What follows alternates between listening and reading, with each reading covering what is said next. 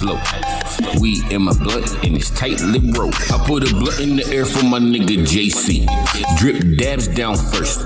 They so tasty, go fast through the back. I'm just weed racing, can't let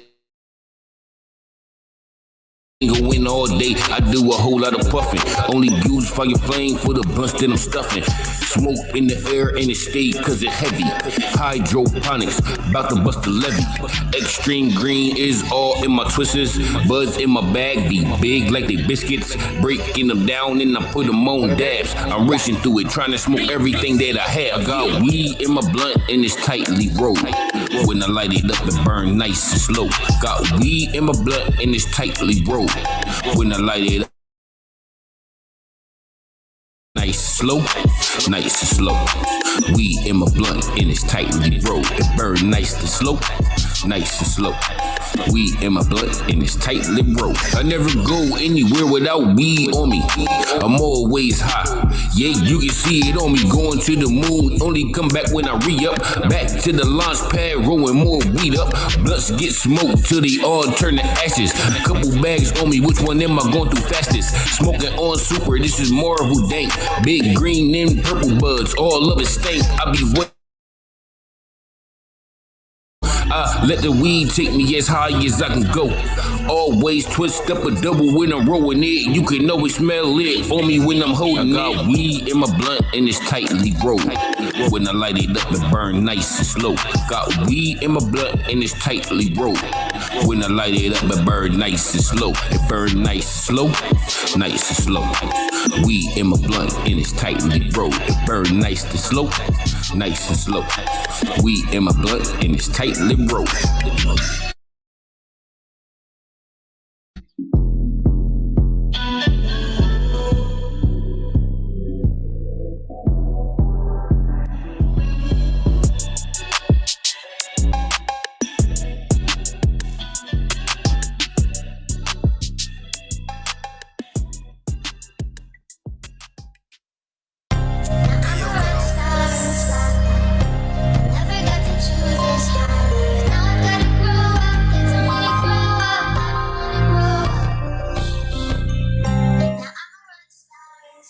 Thanks for rolling up to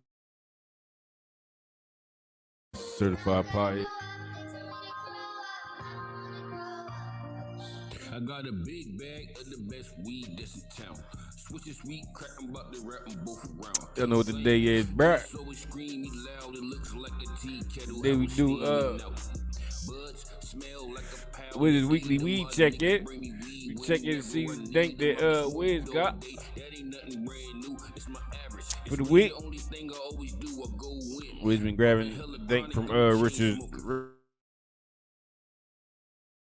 which Richard is, in my opinion, is one of the best companies as far as their jars come. You want to say as far as their merchandising and their dank is?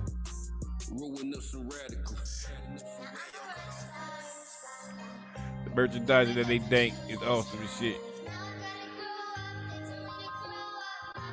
Okay, Wiz up, ready? Just get ready to jump in. What's up? What's up? Can you hear me? Good morning, bro. Why am I getting an echo? Yeah, I can hear you. Do you got me? You still got me on the other side? I'm pretty sure I shut it off. Hold on, let me check. It Let me might check. be me.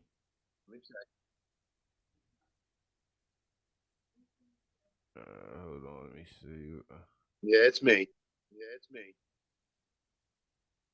There we go. I just shut it off.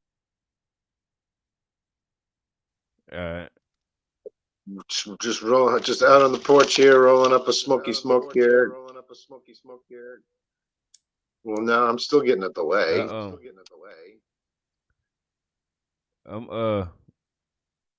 I was working on some music and shit. I just recorded some shit, trying to develop more of these weed name department skits that I'm gonna start posting on TikTok and on the short.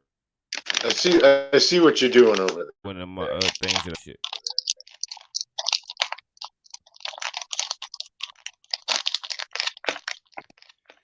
That's a pretty good, and you're Yeah, not make really. it. You're just calling it. You're just calling it the naming department. Yeah, that way I can try to sneak it. That's the way I'm trying to sneak it on TikTok by just calling it the name department.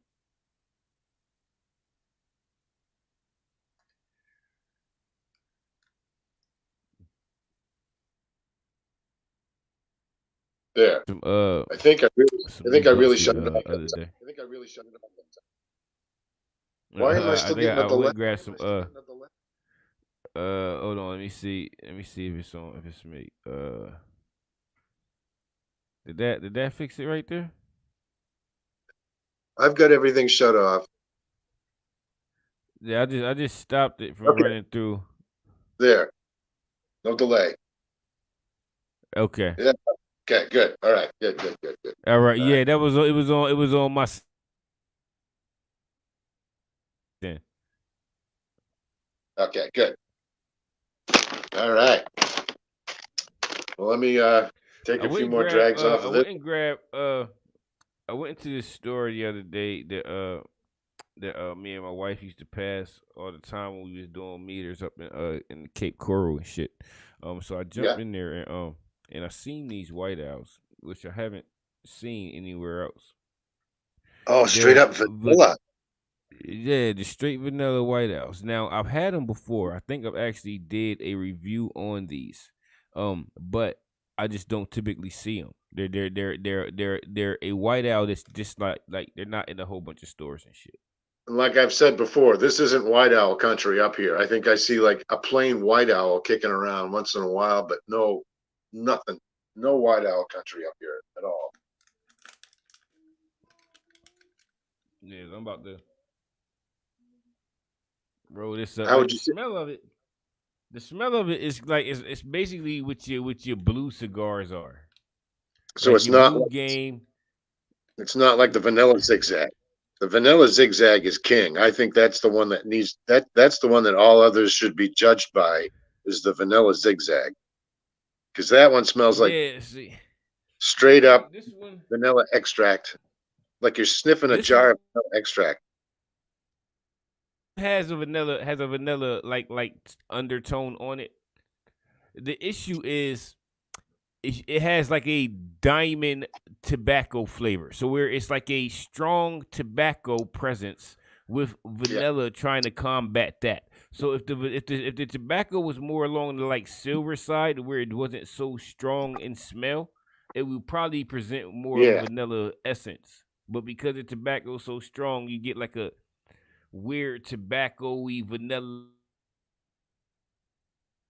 but it's not like you're not smelling this going, this is very good. You're going, that's interesting. Like you know what I mean? It's in like it's interesting versus that's fantastic. right. All right.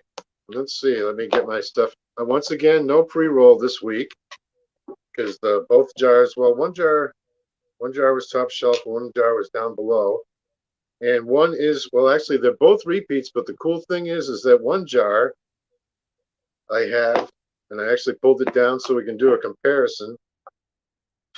The jar that I have already on the shelf of this is the new version sticker, and what they had this week was the old version sticker, which is kind of a reverse. You know what I mean? They ran out of the You're new right. version, so they put it out with the old version. So this week I picked up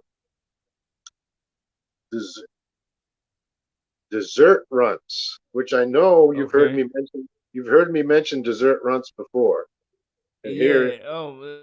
here's the old label. This is the new label, but this is what's currently this is what it's currently out in right now.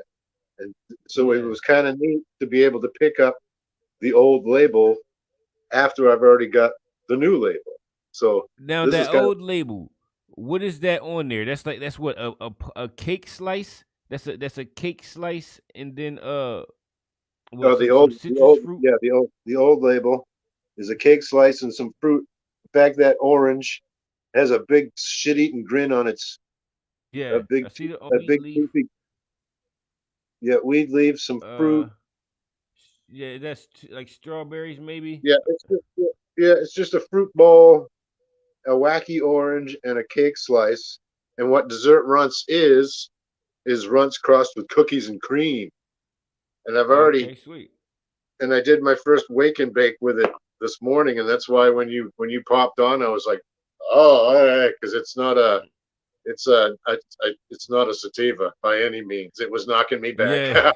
yeah, yeah. I'm waiting for the mail to show up today because I got some super. Right now is well, shit. I didn't even ask him what it is. But if I'm going off of looks and smell alone, right? It's it's kind of dark, like kind of a purpley. It's kind of like a, let's say, a pine kind of smell.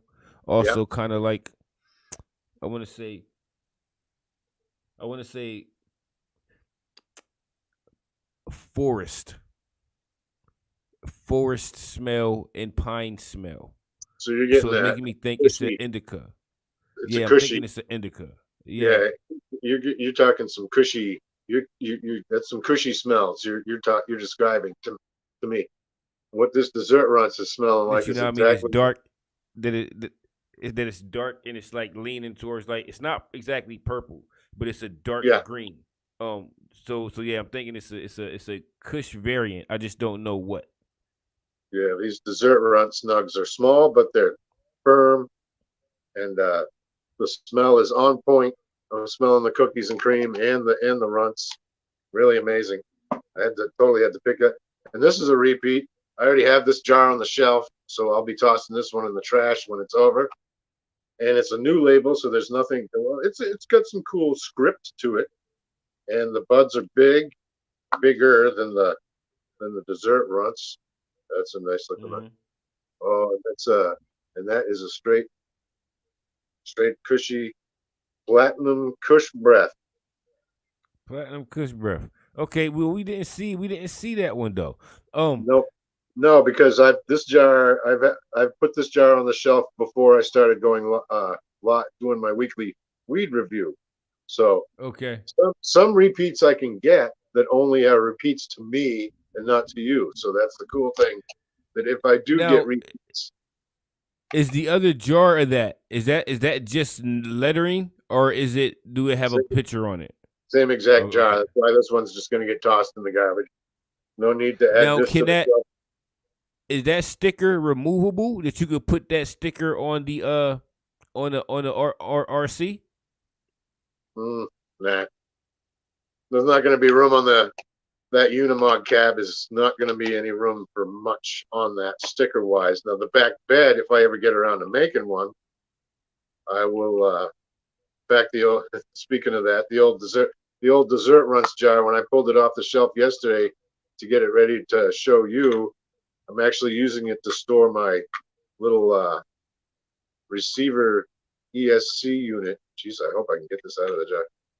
My little receiver Yeah. ESC unit, because I've got the whole thing all kind of it's all taken apart, waiting for parts to show up in the mail today. Very important parts, by the way. Extremely important parts. Now, are you replacing all the plastic with metal, or are you kind of Plastic. like leaving that? Oh, yeah, yeah, brass. It's getting a lot of brass pieces to add weight to the bottom. Here's the new Yeah. wheel. The new wheels came the other day. I painted those. Those came just regular aluminum colored, and I painted these myself. And I got some new wheels that are true, ag style wheels. This is Mm-hmm. this this is just what a Unimog wheel looks like. So stage one is done. The wheels are done. The cab just came into Chicago from Ontario, so it's still probably Tuesday by the latest, because that's Etsy's window for shipping is by the fifth, no later than the 15th, and then I can start complaining. But I won't complain because that's just how long it takes. And then Yeah, yeah. what's coming today is a motor for the thing, and it's a unbelievable. It's a brushless motor. There's brushed electric motors, and there's brushless electric motors, and this one is a brushless. Outrunner motor by the Furatech company, and it's a little round. The little housing on the outside of it actually spins, and it's visible. It's an amazing. It's got a Bluetooth module that plugs into it, and I've already downloaded the app, and I'll be able to fine tune and tweak the motor via Bluetooth with an Right. app. And that's going through the RPMs and all of that shit with the motor. Be able to. Okay, yeah, that's dope. Yeah, that's Unbelievable. dope. Oh, My RC that I got, which I gotta, I'm at to get back into it. I wanna like again, I got one of those Traxxas joints that's just built for yeah, you got a speed. big You know what I mean? tractor. It's They built, call yeah, it's those they built for call just those speed. bashers. They call those bashers. That class that you're running is called a basher because it's fast and you're able to take jumps with it. That's the kind Yeah. of thing. That's the kind of thing you've got. It. They call them bashers because they're fat. They're meant to beat. You can beat the crap out of them, and they just come back for more. Well, That what I wanna do is I wanna kind of like, I kind of like want to change it because it sits kind of low. So I want to see if I can get some axles that'll lift it up yeah, and like kind of like yeah, shocks will. even to where I still wanted to move kind of fast. I wanted to be able to do some of that crawler shit so that you know what I mean. I can like build little tracks in my little backyard and do like nah I mean some little shit without that bitch zooming So, and fucking flying the fuck off. so that's also coming in the mail. See, this is the skid plate that the motor sits on. This is Yeah. plastic. This is getting replaced with a brass one. That's coming today. Also coming today are new 43 millimeter aluminum fully adjustable shocks. These are probably Mm-hmm. 30 something millimeter from the factory, and they're full plastic. Aluminum ones coming today. What else is coming today? A set of aluminum chassis links that I'm not even going to use because I've already ordered a different set of full brass ones. So it's going to be brass, brass, brass, brass, brass, brass, brass, brass. There's already brass here. These steering knuckles are brass. These uh, these are brass. The steering knuckles are brass. The hub extensions, there's 5 millimeter hub extenders that are attached onto the original hubs. Those are also brass. And then this little back on the differential in the back here, this bracket that ties the two top chassis links. I've Mm-hmm. got an aluminum one coming to replace that. So there's going to be just a green aluminum piece sitting on top of here. The drive shafts, which I've got out right now, but the drive shafts that are normally going from differential to the center here, those are I've got steel ones coming. So the drive shafts are going to be steel, no longer plastic, and that's pretty much it. Then once the cab gets here, I'm going to concentrate on painting that. Over the past couple of days, I got these done. These are fully painted now. You seeing these? You seeing these bad boys? Yeah. Yeah. Yeah, Now okay. these are the plaster cloth. These are made with cardboard boxes and plaster cloth and that expanding foam insulation stuff. Okay, now that little break in the middle is that just because it's on left and right side and it's going to be pushed together, or is there going to be something inside of there? This is the fun thing. Yesterday, my ex-wife, because for the past week or so, my ex-wife's been coming over and doing dabs once in a while, and of course, I've been showing her all of this stuff. So she's been going home and telling her old man about it, and he's all excited about it, so much to the point that they came over yesterday, and I had those two things because they're so light. I just take them out on the porch to spray paint them. Obviously, I didn't paint them in here, but they're so light you can just pick them up with one hand and carry them out on the porch. That's the beauty of them. Right, it's spray foam and shit, so it doesn't really weigh anything. It's super light. Yeah, each one you can pick up with one hand. It's amazing. They're amazing. And I had them outside because I knew they were coming over because he built me a bridge. He built me my ex-wife's Sweet. my ex-wife's husband built me a freaking bridge. That's dope. That's dope. So they brought it over yesterday, and we kind of test fitted it on the porch. I slid the two pieces together at the approximate distance that you see them here, Yeah. and what he built was too long. So I said, take it back home, take the base off it, and shorten it up so that it'll fit in here. And I don't know what the current status of it is right now. I haven't heard back from him yet. But yeah, that was he's the nervous one because we're ex spouses and stuff. So he's also a divorcee, but his situation is way different than me and my ex-wife's situation. Yeah. So he wasn't expecting yeah, he doesn't expect me to be so friendly. And I don't get, we've been divorced for 6 or 7 years now, and we've been good friends. So yeah, I don't think he realizes that people can be mature enough to not Mm-hmm. have that kind of.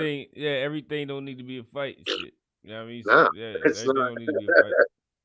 No, he doesn't realize. In fact, I apologized to her in front of him for getting him excited about this stuff. I was like, I'm sorry. she's she's kind of frugal. She's a pothead, but that's really the extent of any frivolous spending that she might do. I mean, she does animals. She's got she's the one with goats and stuff like that I suppose aren't necessary to have, but where she was working at the shelter at the time, and the goats actually came through the shelter, so she grabbed them. She claimed them as soon as they came through. And all right, so let's stay on track here. I do have a new dab this week, but All right. here's your Okay. Hold on, real quick, before we add that. The jar from last week. Do we still have the three little dots in there, or did one of them go? three little We dots. had we had what was it? We had gelato from 3 weeks ago. What was it? Gorilla glue, and then Oh, what was it? the dab dish. You mean dab dish Right. here? No, that's it's strictly just the Sataho OG from last week, and it's a little dot. Yeah. All right. That's my ex's fault because she gave me her. This is how I pay her with a little dab hit, and she's reduced because she's out of work right now. It's the job that she just started. She didn't like, so she just quit it. So she's kind of in between. In fact, no, I stand corrected. She just got a job doing the Hallmark thing once a week, going to all the local places and stocking the Hallmark cards for like $16 an hour. Yeah. So 16 weeks, 16 hours a week. So it's real short stuff, but something, she likes to work. She's a worker, so she's not one to sit around. But anyway, so the extra dab usage has contributed to her as my payment for hauling my ass because there was no bus this week on Friday because of Veterans Day. So we went in on Mm-hmm. Thursday. So I'm just busting into this week's new weed today because I had enough rainbow runts left over from last week to get me through until last night. So this morning was actually my Yeah. first time busting into the dessert runts, which practically knocked me back out. So anyway, no shatter this week. All the shatter was sold out except for the Deadhead OG, which I had. I've got a sticker. That stuff was harsh, so nobody wants it. So it's just sitting there. It's just piled. It's like Now 50. the It's like Deadhead 50. OG. It was hard. It's just I'm not really. sure that I seen that sticker. Was that like a Jerry Garcia kind of like sticker?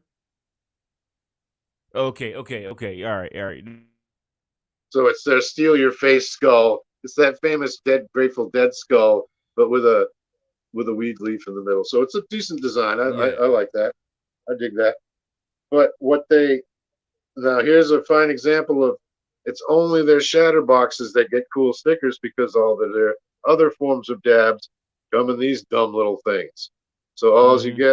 all you get is just the Richardson Remedy RR there, and in tiny little printed off lettering, it tells you what it is.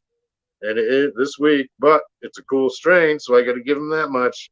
It's a butter, Budder butter. Yeah. It's Dutch Treat. Dutch Treat Dutch. is actually a pretty cool strain. Started on the West Coast. I'm gonna look it up real quick.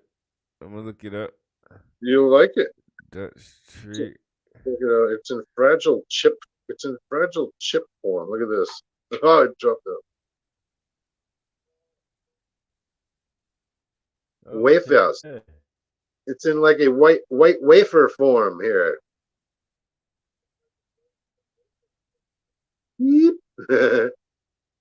So luckily, the bottom of the dab dish is sticky enough that this stuff will stick.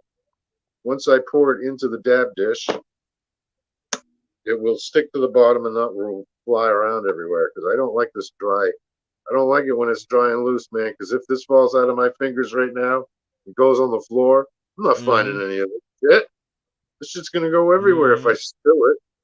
I fucking hate that. I want it. That's why I like shatter so much. You can't spill it. Yeah, I like it when it's like that. What I call like the taffy consistency, Yeah, this is a dry stretching crumble. apart. That kind of like consistency. It may be in loose chunks now, but it's so crumbly that if you push it, you can push it together. Actually, it doesn't stay in its square chunks. I'm going to go ahead and dump it now. Get it in its safe dish here. Actually, we got Dutch treat. Dutch treat strain is a hybrid made by Northern Lights with haze. Yeah, it's just classic Northern Lights and haze, man. You can't beat that. Yeah. Old school. Yeah, but it's those are two reliable. Those both on their own are reliable strains. Yeah, so it's a good. I think the mix is like obviously more Northern Lights than haze because it's like an 80. I think it says it's like an 80-20 or a 60. No, I think it's more than 60-40. I think it might be like an 80-20 ratio of Northern Lights to haze. So it's definitely more on the indica side. There we go. I'm pushing it into the dab dish so that it sticks to the shatter residue on the bottom so it doesn't fly everywhere. So it don't like gets all over the place. Or suck up into my dab straw too. That's another problem with this dry stuff is that if you suck too hard before it has a chance to melt, you'll actually pull chunks right up and they won't melt. They'll bypass the hot part. And you'll end up wasting. You'll have whole raw chunks up in there that you can't freaking get to. There, all pressed in. Beep, with just the little the Tahoe OG sitting there. Nothing sticks to see. It's dry enough where just a couple of little granules will stick to the finger, but yeah, you can push it all down. It's still that sort of brown sugar, that damp, moist brown sugar consistency. That's what this stuff kind of is. Yeah, I like it when it's like finger stable to where like you can move it around with your finger and don't have to worry about losing a bunch of it to the temperature of your finger. Yeah, and of course these little dishes, even though they're plastic, they still have that little Teflon. They've got this Teflon liner that comes out of it. So technically, it's Teflon. Is that Teflon? Okay, I thought it was silicone. Silicone. Yeah. All right. Not Teflon, silicone. So technically, you could dab out of this, but no thank you. So yeah, nothing to save. No stickers to save off of that one. Into the garbage it goes, or onto the floor as it bounces out of the garbage. All right. Find a way to make an obstacle out of it on the track. I don't want my tracks to look like garbage dumps. Landfill. It'd be like crawling on.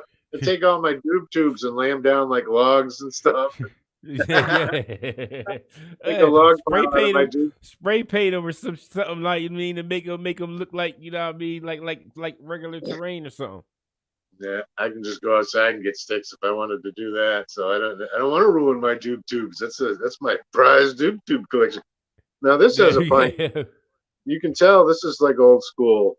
You can smell the piney coming off of this. This is old school, definitely. You got your pines. Definitely got your pines coming off. Let's do it. Let's do a dab and see what happens here. I found a short video, Wiz. It's a video from 1983. What? Called Punks, Goths, and Mods on Irish TV. So it's an Irish interview of some punks, goths, and mods, I think, in Europe. I don't know because I haven't seen it yet. But I want to watch it with you. The funny thing is there's still mods.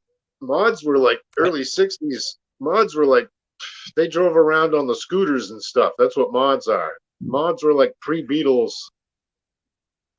like early 60s, pre-hippie. Mods were pre-hippie.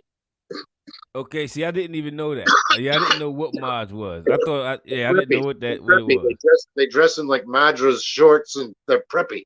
They dress in preppy clothes. They drive around on Vespa scooters. That's what mods are. From the early scooter, I've heard of that scooter. Yeah, I've heard of that scooter. Oh, that's pretty tasty. That's good stuff. I like it. I like it. 9:42. I gotta go. Let's walk out to the mailbox and see if I got mail. Plus, I gotta throw some food at the dog here. 9:30 is her normal breakfast time.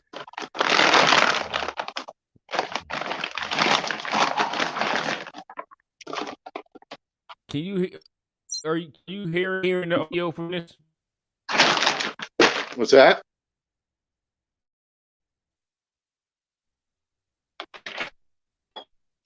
Are you able to hear the audio from this video? No, I haven't heard anything come out of it yet. No tire tracks. This is the beauty of living on a dirt road, as I can tell when the mails come by if there's any fresh tracks in front of the mailbox. One of 11 children. If there's any fresh tracks. it's on there. I can hear it. She's been a punk. That's a goth. That's a goth person. She's 4 children. Goth person. Next, we have John Fiddler, who is 20, and he's a first-year student of fashion and textiles. The eldest of 2 children. Is that what a mod is? No, maybe. Half goth, maybe. Half goth. It says here he's been dressing strangely for 5 years. Mod. He's unemployed, he's and there are 16 children in his. All right, so hold on. See that mod's not weird. It's just that's back not then. weird. How old is it? See, this is 83. This is 1983. You keep looking at old stuff, and you're reacting to it, and you're reacting to it like it's new. Like it's new. Okay, yeah. All right. You know what I mean? It's like your drug stuff. The drug video. The drug video. You want to make a difference? You should be watching nothing. You should be watching fentanyl video. Yeah, because everything that I'm looking at is all dated. About the sort of things that many people would think strange and what they. The philosophy of being punk. What's it about, Donica? It's a rebellion against the old philosophy. It's the philosophy born into when we're supposed to live by. Rebelling again. We don't agree. Rebelling again. Today,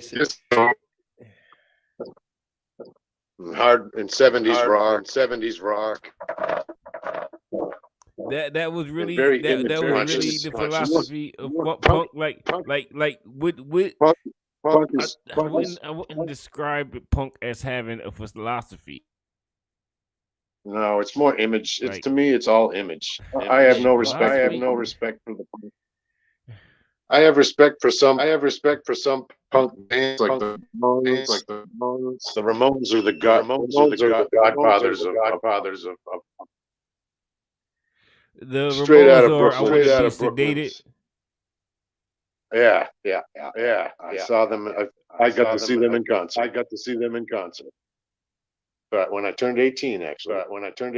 So we rebel against it. They're all in a repair. They're all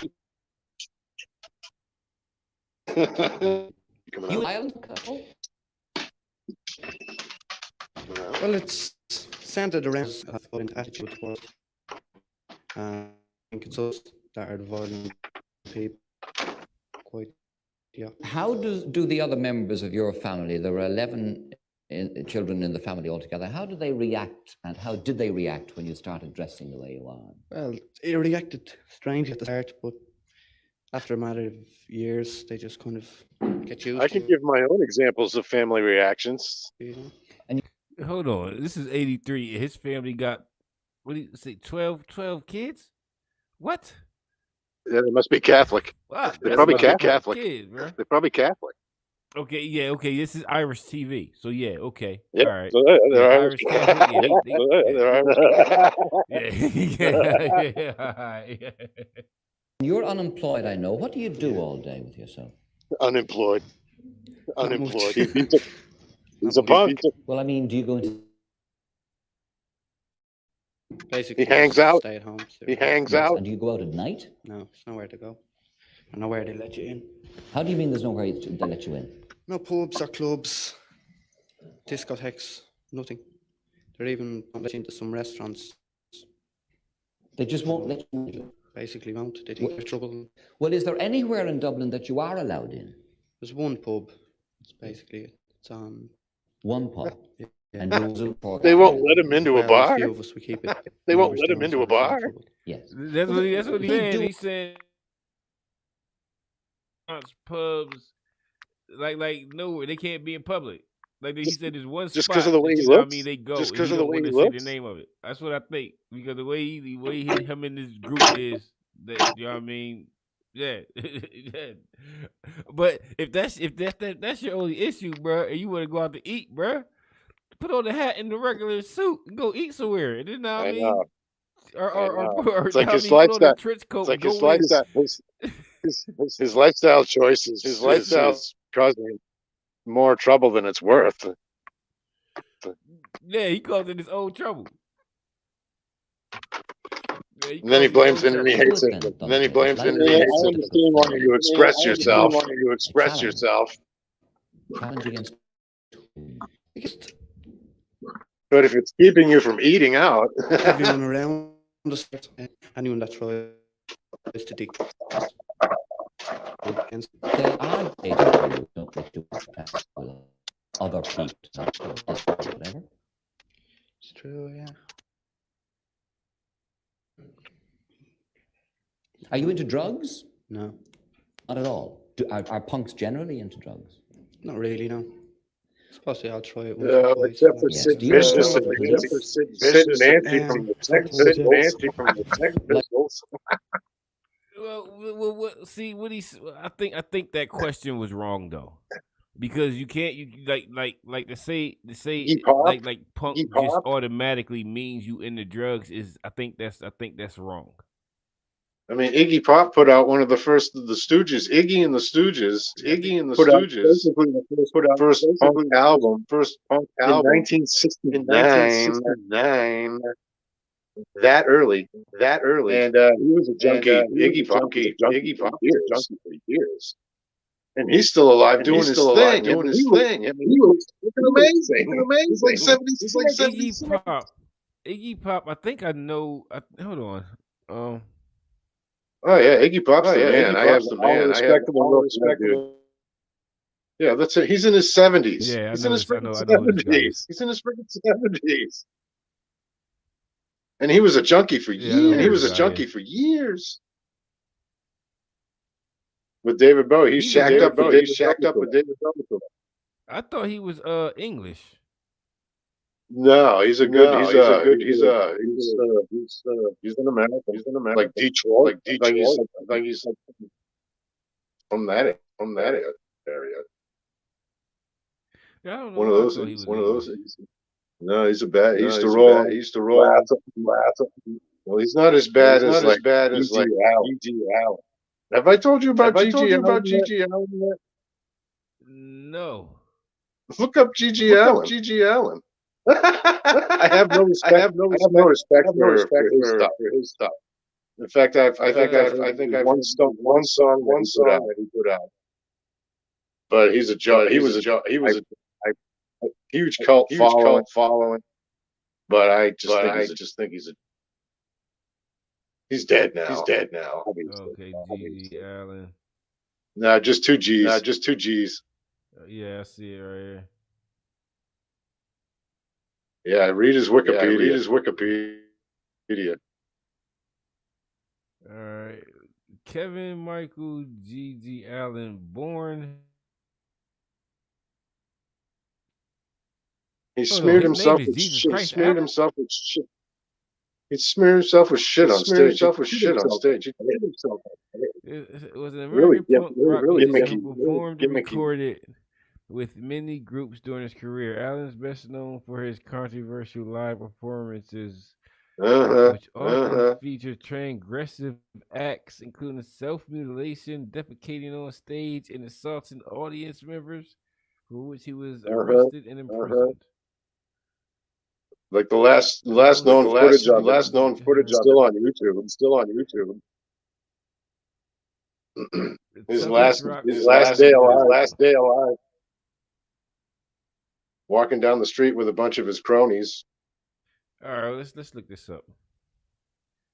Just look up some G.G. Allen. So Just look up some G.G. Allen footage on YouTube. Yeah, he makes Darby Crash look like a singer. It's kind of just a despicable person. Hold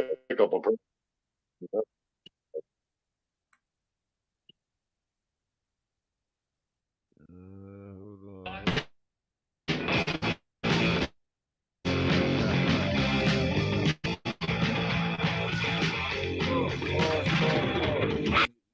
Hold on. Slow it down. Let's do this. Let's see what all we got up here. Yeah, try and find some live. Yeah, music's greatest degenerate. That's him. That's him.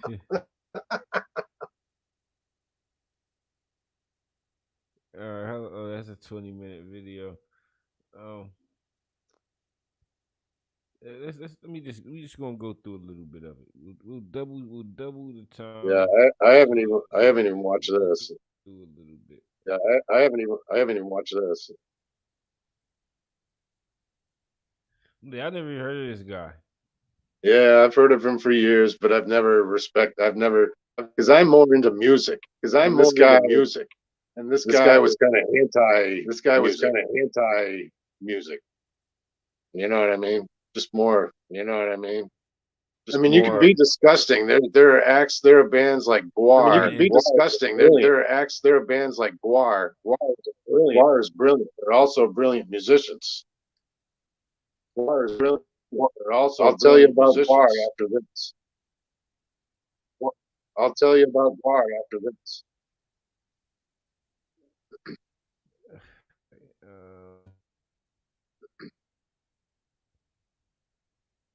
All right. See that warning right there. Yeah, that's pretty bad. We'll see what.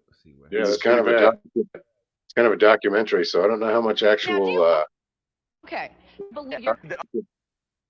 Oh yeah, he's been on the talk shows too. I think. I'm bringing us. I've been on the talk shows too. I think. Any form of society that is trying to put us down and restrict us in any way, shape, or manner. You cannot conform.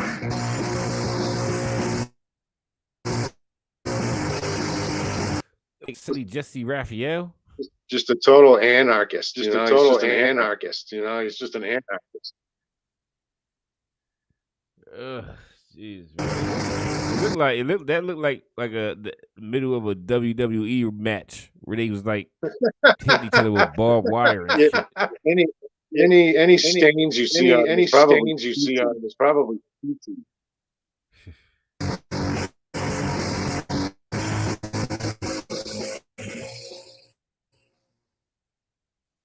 Although he was in a genre and era that was wrapped in controversy on a consistent basis, G.G. Allen was on a different level entirely. His antics, opinions, and music he talked about during the 80s and early 90s. And today, over 25 years after his death, Allen is still talked about constantly in the world of music. Everything about his life, his artistry was bizarre, and a complete degenerate by others. Some people idolized him, some people hated him, but during his short time on this earth, nobody despised.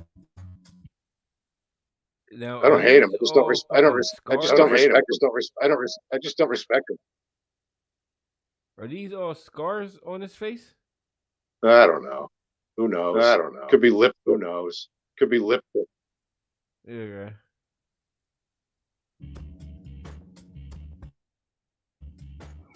The earliest indication Allen's upbringing was far from normal comes from his name. He was born Jesus Christ Allen on the 26th of August, 1956, in New Hampshire. That name alone. That's funny.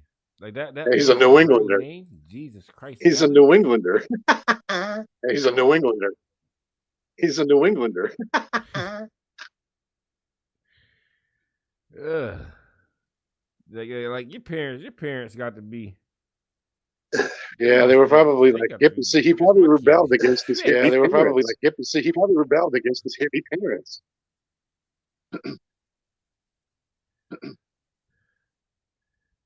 Should tell you that his parents were some strange individuals, specifically his father, Earl Allen, who stated that Jesus had visited him and his new son would be similar to the Messiah, thus giving him the name. This insane childhood would help form Gigi into the man he would soon become, and it is a pivotal part of the best way to tell you about Allen's childhood is in his own words. He wrote a 1,200-word essay titled The First 10 Years that details his strange upbringing and gives us insight into how hard his life was as a kid. The sickness and violence. It consisted of living in a log cabin in the northern woods of New Hampshire with father, mother, and brother. It was an extremely real, primitive, Father, mother, and mother. That's how. Yeah. That's how they talked about each other. So they were basically off the thing grid, on there. off the Keep grid looking kind of on my people. phone. Off the grid kind of people. You see, you Yeah, would have they're you would have like- thought of that's- you would have that's- you would have thought of an upbringing like that would have made him turn out upbringing like that would have actually made him turn out a good person. Actually, apparently he didn't like roughing it. See, it's off. Apparently he didn't like off-grid- roughing it. Off-grid primitive living. I don't know. I don't like.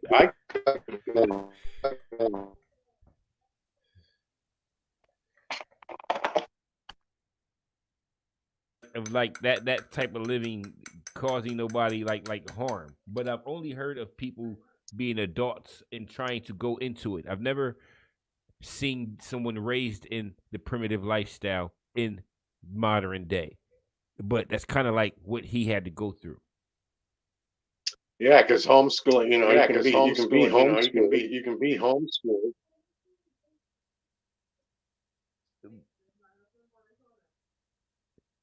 social existence with no running water. You know, it seemed like he was born up. He was raised Amish without the Amish community. So Yeah, because there was So still a that's lot like of his Amish religious- community there was was still a lot only- of religious. yeah, but see, the thing with like an Amish community is you got a bunch of different people all going through the same thing. But his was just him, his mom, his dad, and his brother. You know what I mean? Secluded in the woods and shit. Yeah, it's the whole community system. That makes the Amish so successful. Yeah. And unbearable. The Amish don't- We boiled water. the Amish don't live in and log we bathed in a cabins. very The tiny Amish don't chip live in sink. log I was cabins immensely sick either. with Yeah, that's crazy. Yeah, because you need more people to communicate with than just What the Amish do, mother, what the father, Amish and do brother. here is they originally came from the Lakes region of New York, I think it is. And they've come up here and established a community by buying old empty farmhouses and refurbishing them just enough to live in. They don't have to rehook up the electricity or anything like that. Yeah. What they deal with a lot in up here is metal roofing. They make metal roofing and sell they also install it. So you'll drive around and you'll see up on the roofs of people's houses, metal roofing on. And so they actually accept rock from people and trucks and trailers and stuff. So they call their equipment job sites. But 9 times out of 10, they're their horses and buggies. So you see them around. So it's kind of neat to have an Amish community. Well, you think it's Yeah, so? when I was in Pennsylvania, Right. I was right by Lancaster, and Lancaster has a whole bunch of them. I mean, in there. asthma. Yep. Always fighting to breathe amidst emotionally The surrounding air was suffocating. Damn. From this essay, you can tell that his father made his family's life hell, and his mother, Arletta Gunther, was getting increasingly worried that he was going to do something drastic to either Gigi or his older brother, who was also named Merle. This led to her taking her 2 sons and fleeing the log cabin while her husband was at work. Arletta would take them from a dire situation to a slightly less dire situation, and that these men would often make their lives difficult, but it was at least better than the insane life they had before their father. Gigi's mother would have his name legally changed from and brother in high school in Vermont. During their time in high school in the 1960s, Gigi and his brother Merle would get up to all sorts of trouble that would foreshadow their chaotic music careers. Alan said in an interview. So this is his brother. This is Merle. Yeah, I think he's still alive, or he may have died. I think he lived longer than he, or he may have died. He lived longer than he. Childhood was very chaotic and dangerous. We sold drugs, stole, broke into houses, cars, did whatever we wanted to for the most part, including all the bands we played in. People even hated us back then. While this was happening, Alan was being inspired by bands like the Beatles, the New York Dolls, Alice Cooper, the Dave Clark Five, and the Ramones. Merle and Gigi would continue their illegal antics for the duration of the 60s and most of the 70s, but these influences would lead them to creating a number of short-lived bands that would create the blueprint for Gigi Allen's music and image. So it seems to me that they were just scumbags that happened to get into music. They were just scumbags that happened to get into music. Well, That's it seems like their introduction into the world was different. Like their dad was a different individual. So you know what I'm saying? But what causes such rampant delinquency? The crime, the crime going nuts. I don't understand that. I don't understand that. Well, okay, all right. Well, okay. So you start off secluded in the woods with a dad who's abrasive. Now I mean, your mom takes y'all and escapes your dad from out the woods, but what she escapes to is to people that are similar to your dad. So they're all abrasive. So you know what I mean, even though they escaped the woods, they're down there in the city with dudes who are, you know what I mean, the same thing. They're just not in the woods. So you know what I'm saying? They what happens is you end up, you know what I mean, outside doing whatever you can do to survive on your own. That's basically what he said. We was delinquents because we didn't want to be in the house. We still had to eat, so we was stealing shit to eat. So I can kind of understand. That's your point of view, but that's a point of view that you understand more from a survival where things like shoplifting and because you can't do stuff like that. This seems like these guys are just like white pieces of shit, just out there being assholes. Just doing shit just to do the shit. Yeah, I mean, don't compare your experience with these scumbags. This is not like you're hard. I don't think produce a mess with a lot of breakdowns and a lot of diversity. It would take hours to properly cover in detail the amount of music this man has made, but the first few bands he was a part of is an essential part of his history. In the mid-teens, Alan formed. So hold on, how much music does he have? Yeah, but considering how stupid and simple it all was, you can just. Yeah, all right. So it's easy to be. So none of it. Does he have anything that would be considered a hit song? Like, does he have even like a one-hit wonder song? Not that I know of. I'm into music, and I couldn't tell you a name of the song. Yeah, I know more about the Mentors. I love the Mentors. I told you about the band called the Mentors yet. And he was part of that band. No. The Mentors had its own. The Mentors had its own. This wouldn't last. Yeah. Named El Duce. I love the The pair would Mentors. gradually transition their interest into punk, and their The music would Mentors. reflect that. Little Sister's date lasted around a year and was one of his many short-lived projects. Other brief bands included Malpractice and Strip Search, and it's evidence that his chaotic behavior and nature was the driving force behind these bands falling apart. However, his work with the band was a part of Allen becoming who he was. He was with them from 1977 to 1984, and in those 6.5 years, G.G. Allen and the Jabbers would release some interesting music, especially the band's first album, Is and Always Shall Be. This album, released in 1980, was an 11-track project that was less than 30 minutes in length, but there were a lot of interesting notes to take from it. Allen's voice sounded much healthier than what we're used to, a lot slower, and there were elements of pop in some of the tracks. Of course, the lyrics were at times controversial and bizarre, but this was nothing in comparison to what he would go on to do in the world of music.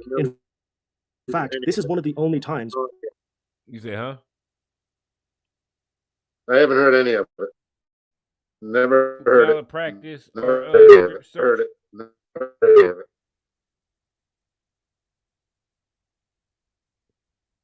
Yeah, that joint was breaking up. I couldn't hear it.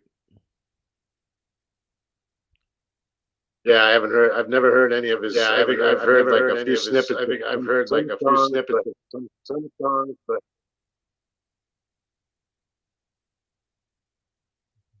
where it seems like Gigi was genuinely trying to appeal to some kind of a market or audience.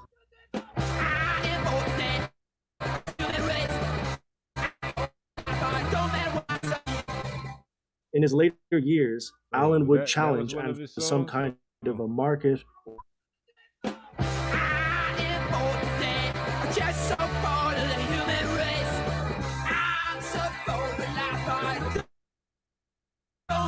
yeah.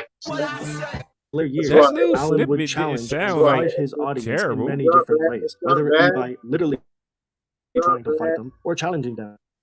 Bad, but that raspy, that twangy. I like heavier guitar. I don't like that. I don't like that raw. I like heavier guitar. I don't like that.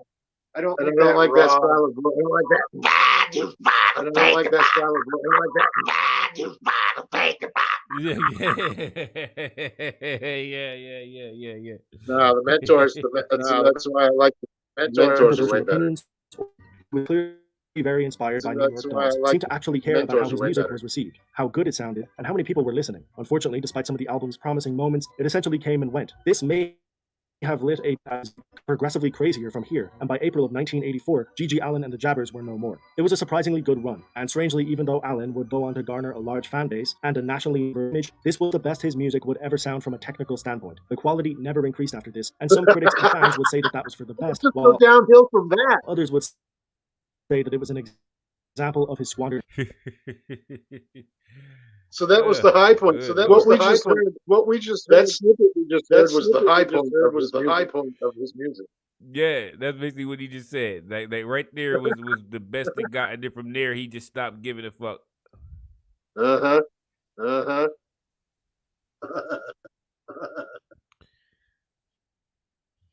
And he was going to get there. WCPX-TV Orlando. Michelle Morrow with tonight's news. Emma Lister and Mike Storm. This is News Night 6. Looks pretty tame tonight, but what happened here last night would make most of us sick. Hello, everyone. Thanks for joining News Night 6. Last night it happened in Orlando. Something you would never expect to see in public. And Hold on, let me play this set. Of course, it happened in Florida. Of course, it happened in Florida. Yeah. Yeah. in the end, two men Like arrested on charges. in Florida. Tonight, Sixer Shepard Smith joins us live outside the club Space Fish on Church Street with this exclusive report. Michelle, we must warn what you are about to see and hear is true happened at the club. Hold on real fast. Shepard Smith. Shepard Smith. Is that a national? Club Space Fish on Church Street with this exclusive report. Michelle, we must warn what you are about to Yeah, he's like, oh, he's older now. He's like, he's older now. Early footage of his career. Right? It's just like early footage of his career. I don't know what he's doing right now. Yeah, he's still. I don't know what he's doing right now. Yeah, he's still doing stuff. That's funny to see early footage. That's funny to see early footage. Yeah, Yeah, all you, right. So yeah, he still look the same. Like he look like he work yeah, out. yeah, He look like he got some work, yeah. but yeah, yeah. As soon as I see this like that, look Wow, yeah, like what's that's from some crazy. 3-year-old. From What wow, year? yeah, that's crazy. To see From and hear is what quite year? graphic, but Working in Florida, working out of Florida. All right. Went from Orlando, Florida, to the national stage. That's what's up, though. That's how you do it. That's One how it little happens. job at a time. Yep, that's how true. it happens. Happened at Well, starting in the club Orlando isn't space exactly behind the starting band small. called G.G. Allen and the Murder Junkies, performing at a club that prides itself, in its words, on having shows on the cutting edge. Such a man defecate into his own hand while he was nude, and that is just the beginning. It's raining out. G.G. Allen and the It's Murder raining out. Junkies.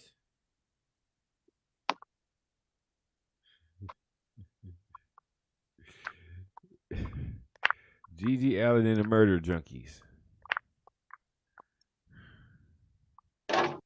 Ah, it hasn't come The yet. Jappers may have It hasn't come expanded, yet. but it was not active in the music scene. And antics It becoming hasn't come increasingly yet. and his growth habits were intense. It's probably hand in hand and helped her a strangely defining in 1985 at a show in Illinois. Allen took a number of electives, and during his performance, he defecated on stage. The crowd had dwindled from around 120 to 20 started running for the door as quickly as they could. The owners and security tried to stop him, but unsurprisingly, nobody wanted to go near the shit-covered psychopath who was now throwing his excrement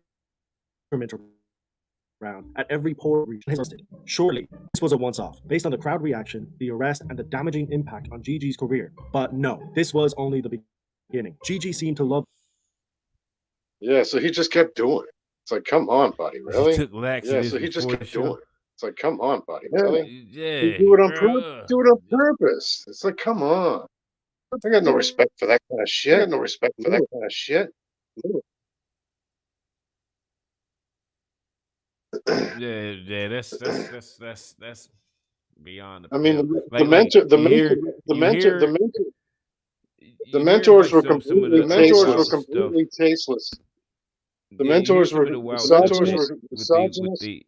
Happens in punk rock, but like I haven't heard nothing this far. This is like the extreme side. This is the most extreme side I've heard so far. Yes.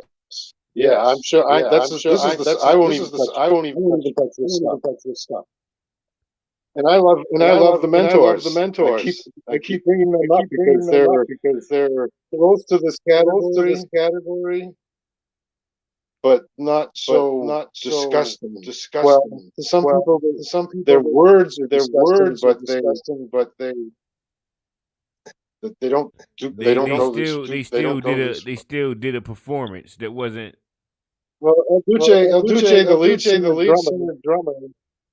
He was just this big fat beard smoking misogynist, but it was all all the songs were misogynist, just really. He ended up being on some talk show. Switch from G.G. Allen to the Mentors. You said the Mentors.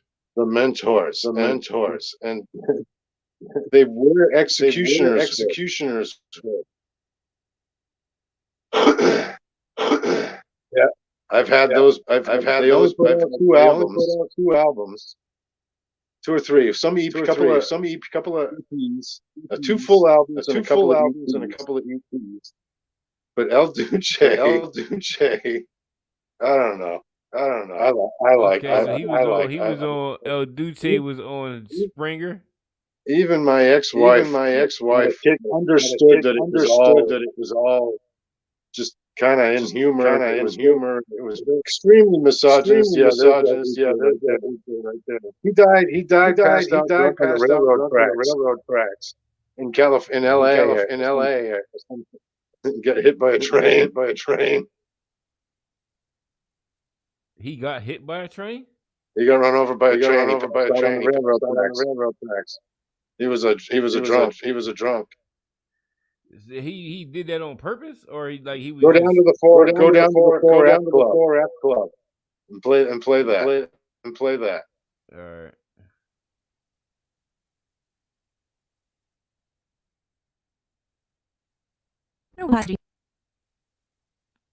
The album was called "You Asked for It." You'll soon find out what the 4 F's are. You'll soon find out what the 4 This F's season, shop are. the Ulta Beauty. Oh yeah. Oh yeah. That's the album cover. That's the album cover. That's the album cover.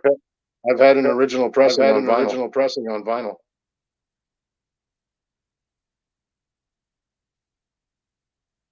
All right.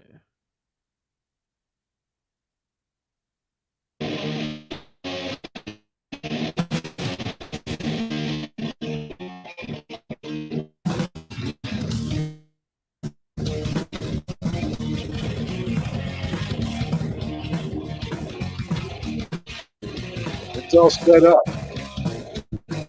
Slow it down. It's all sped up. Slow it down. Okay. I was wondering why it seemed like a little. Yeah. You could put it back to normal. Weird. Yeah. You could put it back to normal.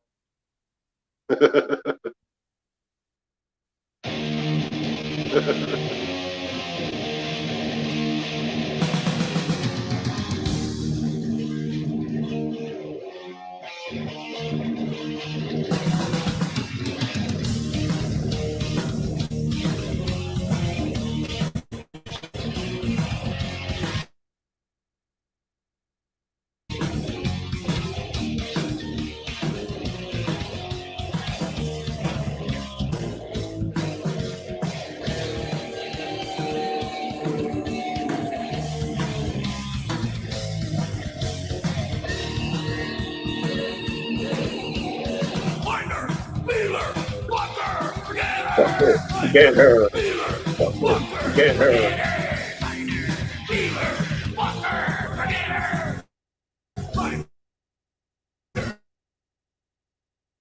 What is that last one? Forget her. Forget her. Forget her. Okay.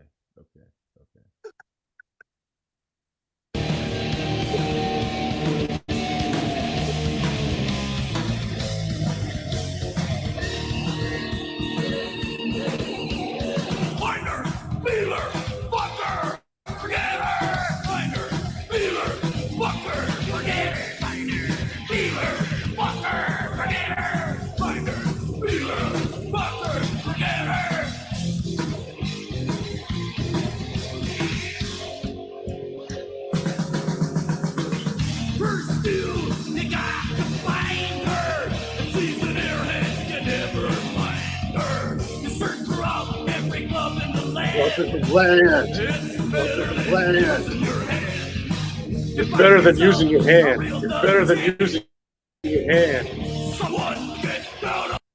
Is there a live performance of this song? There's some live footage for sure. There's tons of live footage for sure. There's tons of live footage. They used to put out VHSs. There's one called The Mentors. There's one called The Mentors. A Piece of Cinema. As in SIN.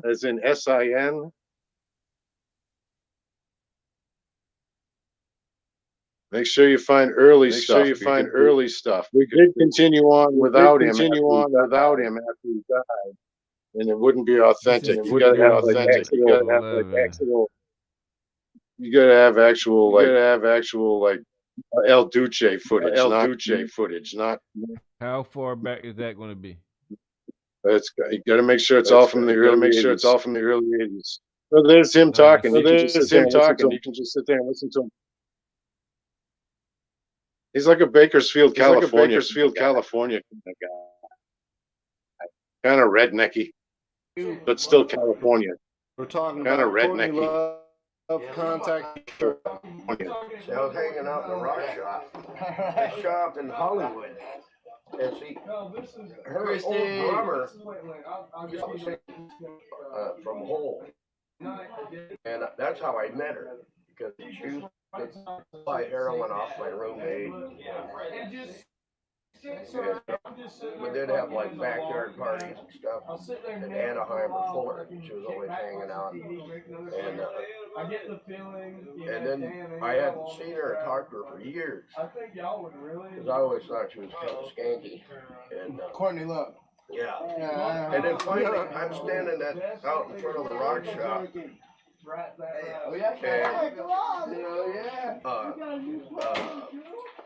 Nirvana were playing in town that same night. Duce. Hey, I got a job for you. Just keep on talking, I can hear you. I'll pay you $50,000 to whack my old man. I want you to blow his fucking head off. You hear what he's saying? You hear what he's saying? Yeah, he said that Courtney Love asked him to kill Kurt Cobain. Yep. By blowing his head off. Yep. She goes, I'll keep in contact with you. And it'll be in about a month or two. And I said, okay. And then she called. And I thought she was kidding. You know, and then she called. Who the hell is all in this room?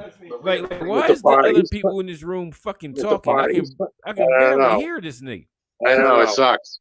I know, it sucks. It's rare footage. It's rare footage. This story has been carried on for years. That Courtney Love approached El Duce about killing Kurt. And the story comes straight from El Duce himself. Yeah. His real name's Eldon Hope. His real name's Eldon Hope. On the road, and Kurt was shot. I go, wait a minute. Whoa. Get back the hell to my buddy that works at the shop. Overheard her talking to me. And I back at a crib opposite meeting. Kurt Cobain and just 2 months after she offered me to do it. I bet you she got one of her toy boys to do it. And her dad calls me up and says, have me killed. And she put AIDS infested blood on my toothpaste. Or in my toothpaste or something like that. And he goes, I believe every word. I want to hear the whole story. And then next thing you know, High Times are calling me up. And then I do the story with them. And then the Enquirer called me up. And then I do this in the Enquirer and the Globe. They came out the same week. Tell them about the mentors. Oh yeah, they go crazy punk rocker old shit.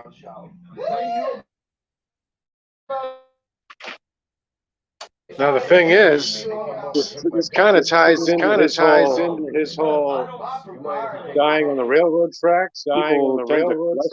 People tend to that was an accident or not. An accident because he spoke told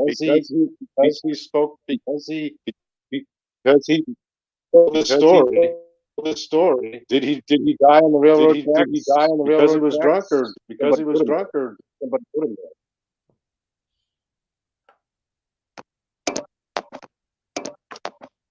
That's ugly. But anyway, yeah, that's El Duce. A much more dude than fucking G.G. Allen.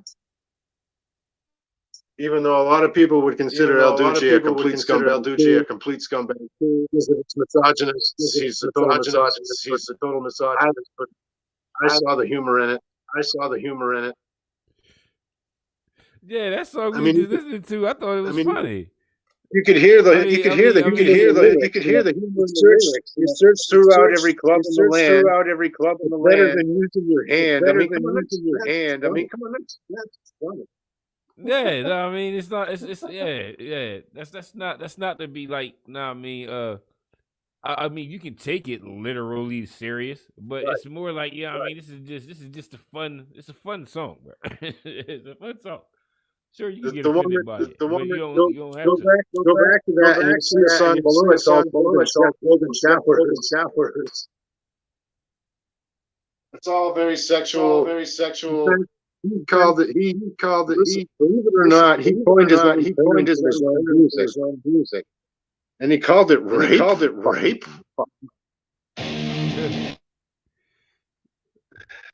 Just to be horrible. Just to be horrible, you know. rape rock. Or they may have somebody else may have coined the term. Somebody else may have coined the term, and he said, "Fine, I'm fine with that." He said, "Fine, I'm fine with that." Yeah, he just went with it. But they all wore executioners' hoods on stage. Yeah, that's an that white album right there. That white album right there. I also owned that for a while. Yeah, going through your. That's a great song. Yeah, that's a great song. Going through your purse. Yeah, it's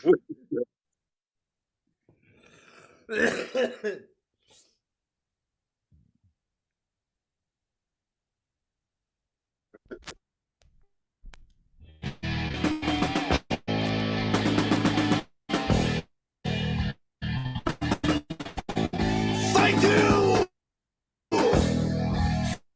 Thank you. There.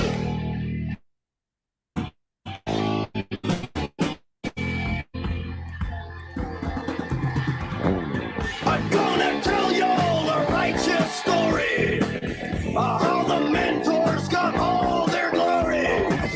Stripper chicks all have a good bus job. One picked me out and said lazy slob.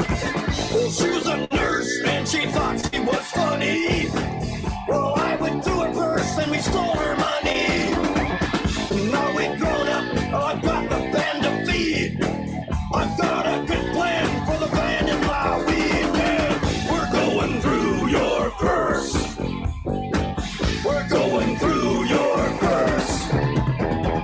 We're going through your purse. We're going through your purse. Bitch. There was this chick, she was with a chump. That's the kind of girl I want to take home and hump. Well, you know what to do. Go through her purse while I give her a screw. We are sick of eating corn dogs weeks on end. Yeah. Well, I know a rich girlfriend. When I'm giving her a real good haul, I take her purse and throw it to the band.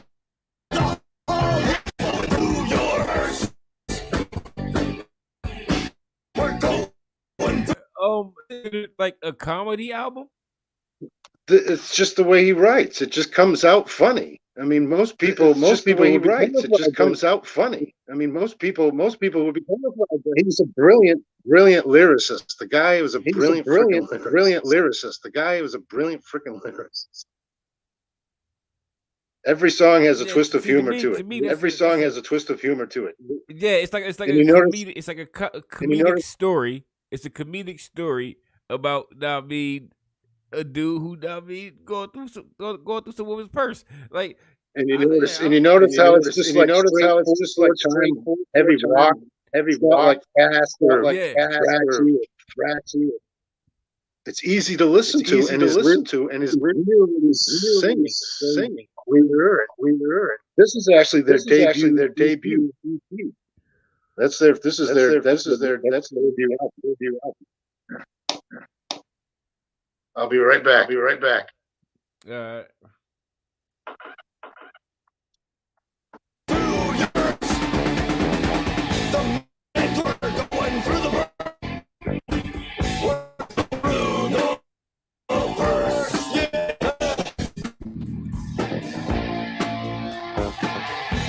Thank you.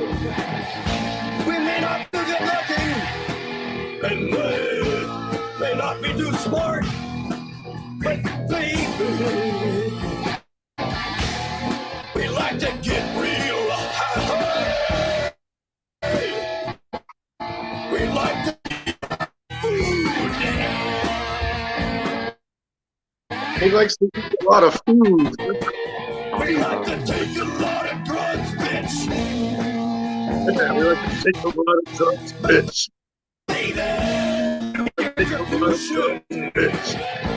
To support the habit of the superior mind. The mentor's gotta do it right. The mentor end of the night. Oh snap! Yeah, I like the mentor. I'm gonna have to try to get them in my regular playlist. Yeah, years ago I had a dish. I was working with years ago. I had a dishwasher. I was working with a dishwasher burning CDs at the time, and I turned him onto the mentor. So he went. I turned him onto the mentor. So he went. This was like 2003, I think. 2003, I think. Like over an hour's worth of mentors music, all on one CD for years. I've had that for years. It's a great. And then when I was doing my album thing. 3 years ago. I'm getting. So I got the full length album, and that white EP on a original pressing for a while, and then I ended up selling them. But it was cool to have it. It was cool to have them. Because they're $40, $50. Original pressings are about 40, 50 because they weren't pressed in mass quantities, obviously. Yeah, I'm gonna have to get them a go through. Probably do they? Let me see. Do you think they got any? Do they got any weed songs or any songs about weed? I can try to see if this is a perfect weed song. They've got drug songs. They've got their second album is called Up the Dose. The first album you saw. The first album was that white one, and the second real album. It's called You Asked For It. And then the second album is called Up the Dose. And You there's a asked song. for it. That's the one they got that song, the 4F Club. Yeah. And you could hear the production doing that first white that we're going through that was kind of a rougher sound. Yeah. And then that 4F was a much more polished, really nice sounding. You could tell it was done in like a studio. Yeah. Yeah. And the second album sounded good. And that's really what helped them. Is that the musicians, the three-piece, played the thing. And then you had the guitar player was named Sicky Wife Beater. And that's the bass. That's the bass guy. That's the bass guy. The guitar. Okay. I can't remember the name of the bass player. So I think he had El Duce. Is that supposed to be? Is this supposed to be like the douche, like the douchebag? Is that supposed to be the name? And then the other guy is what's his name? El Duce is like Italian for something. It means something. It actually has a. It's been other people have used it. I believe. Yeah, like the historic. UCE.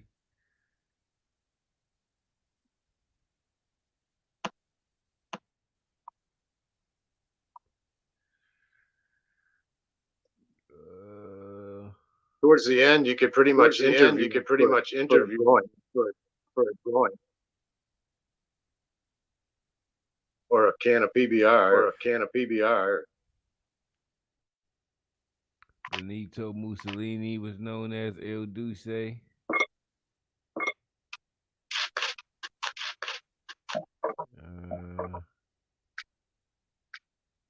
Someone who was very controlling and closed-minded. Okay. Yeah, so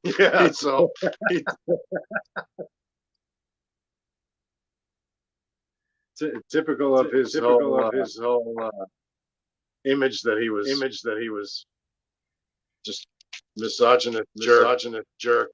Yeah. All right, here's the aluminum. Here's the aluminum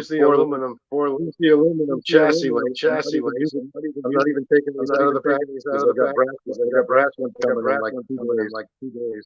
So those can just go. Those can just go. Or the brass ones colored like that? Or are they just the brass color? They're raw brass. This is anodized aluminum. So those are going into the. Let's see. This is now the green that you're painting the cab. Is the green that you're painting the cab the color of that aluminum? No, that is.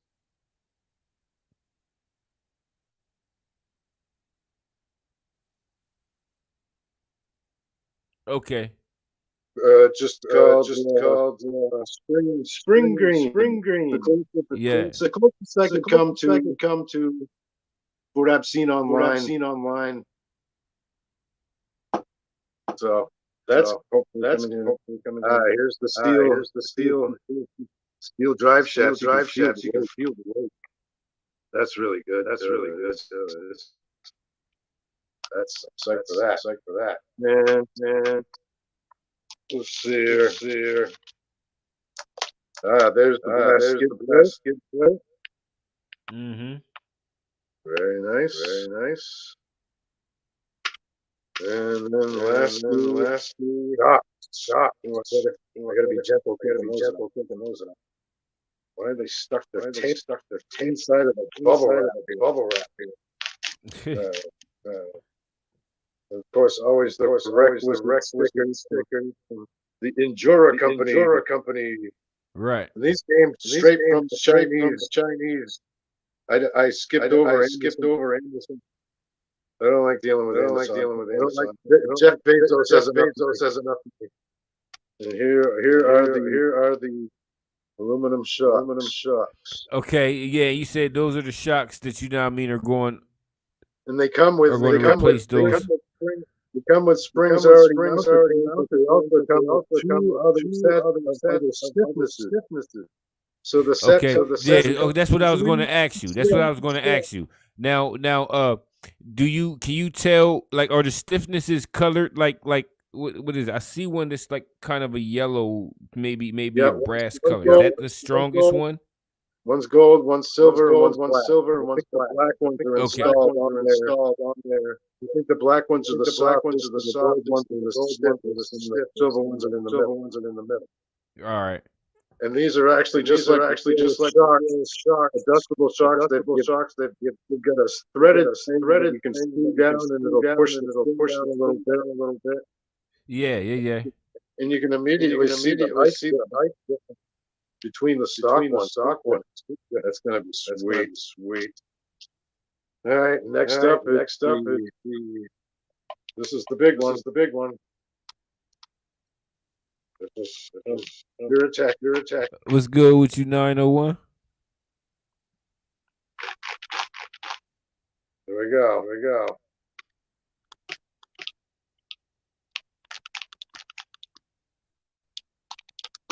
So there we have the motor.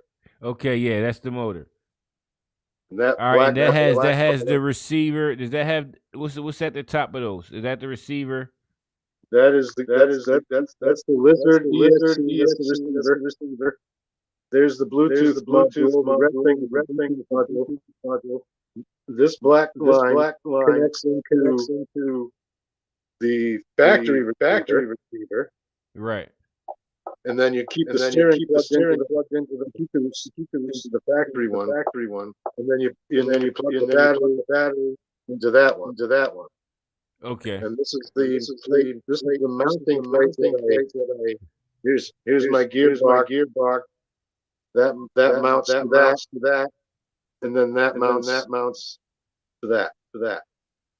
And it also comes with spur gear and a new pinion. Yeah. So that mount. Now, okay. Now you're not really building it for speed, right? No, it's a crawler. So the gearing is going to be. It's going to be more for like torque. It's more for like torque, so it can like pull itself along, like in up rocks and shit. And this receiver, lizard, called the lizard, and the motor is called the Komodo, and together the package is called the Lyco. Yeah. They give you the.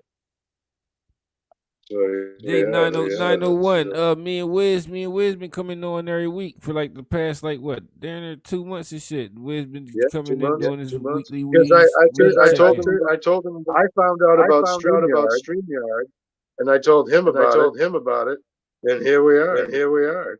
Yeah, we've been running this. It's free. Yeah, and you can come on. Oh, you said it's an echo real bad. Hold on. I got that. That's on my side. I fizzle, bro. Yeah, that was Oh yeah, me. It was we I've was been watching delaying. something. I've been delaying since you put the videos on, but I haven't bothered to. Yeah, that's the issue is when I had to run the sound through the videos, I had to run it through my microphone program. So Oh, that makes the sound come through and then come back through. You know yeah. what I mean? Usually it can sync itself up, but yeah, that should be nah, I mean getting great. Oh, oh, baby. Now look. See, here's the shaft. Here's the shaft. This is going to have the pinion. This is the part that's going to have the pinion gear on it. That's going to turn the spur gear. Actually, there's a metal spur gear that's going to replace this plastic one. Uh-huh. So when this pinion turns, you'll see the whole outside of the motor turns when the pinion turns. So you'll actually see it. And this is weight. This weight adds momentum and torque to the motor. This free spinning weight adds torque. And these motors are so advanced. These things are so advanced now that they actually have the FOC, the field orientation something or other, where they can compensate for obstacles by maintaining the torque or something like that. I don't know. It's something beyond my understanding, but it exists. I think what I want to do is I want to You don't even want to know. You said your truck is a 124, right? Yeah. I think I seen one that was like a 150 something. It was like a micro joint, not as small as like a micro machine, but it's a smaller RC. I want to So build the a motor, track like a drift track out back on my cell block. so it's going to sit like this. It's going to face forward. The old motor used to sit down in here and face back, and the gearbox Right. was up here.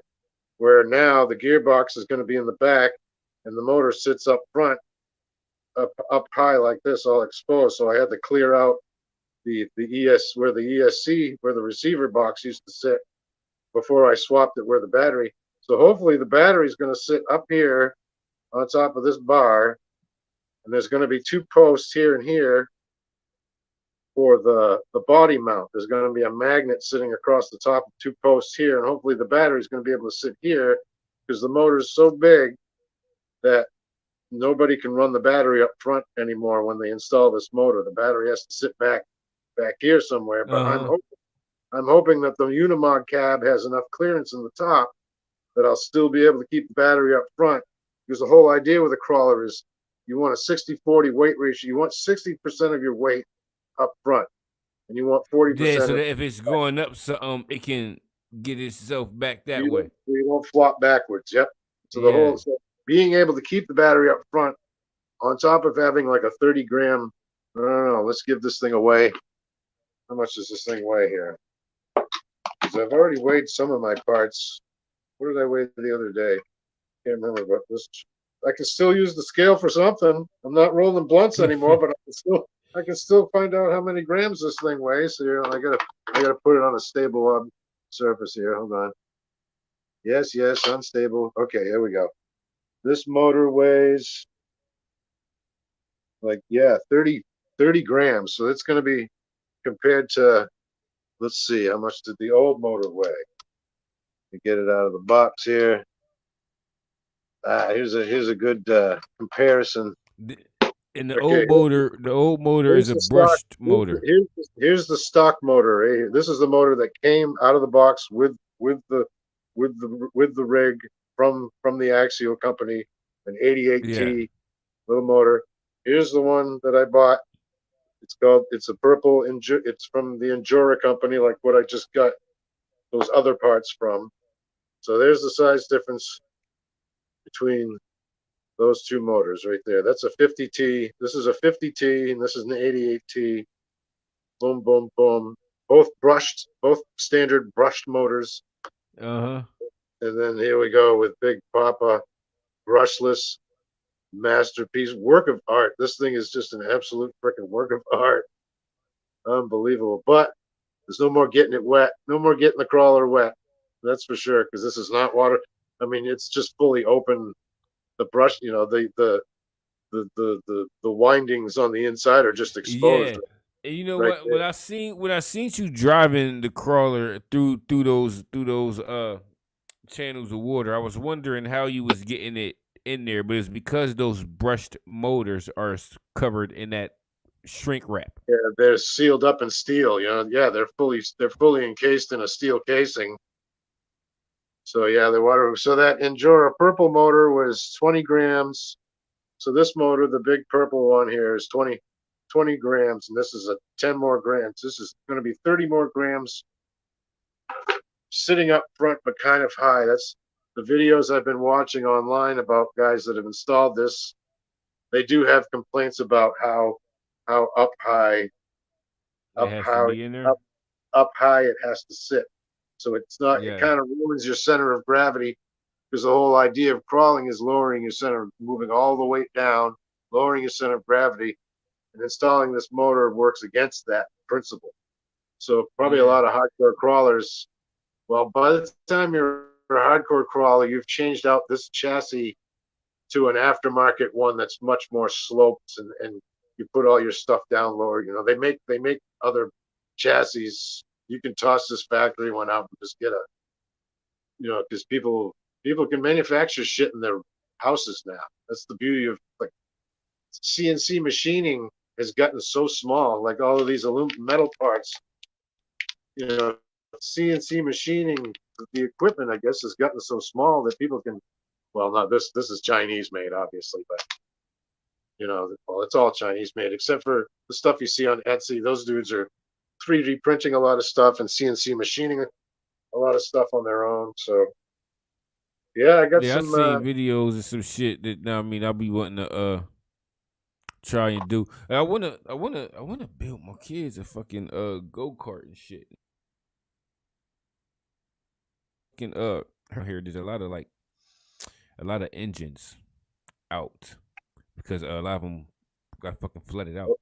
But I think I may still just get them and pull them apart. Spend the time, pull them apart, learn the inner working of an engine, and work on trying to build them a fucking go-kart or some shit.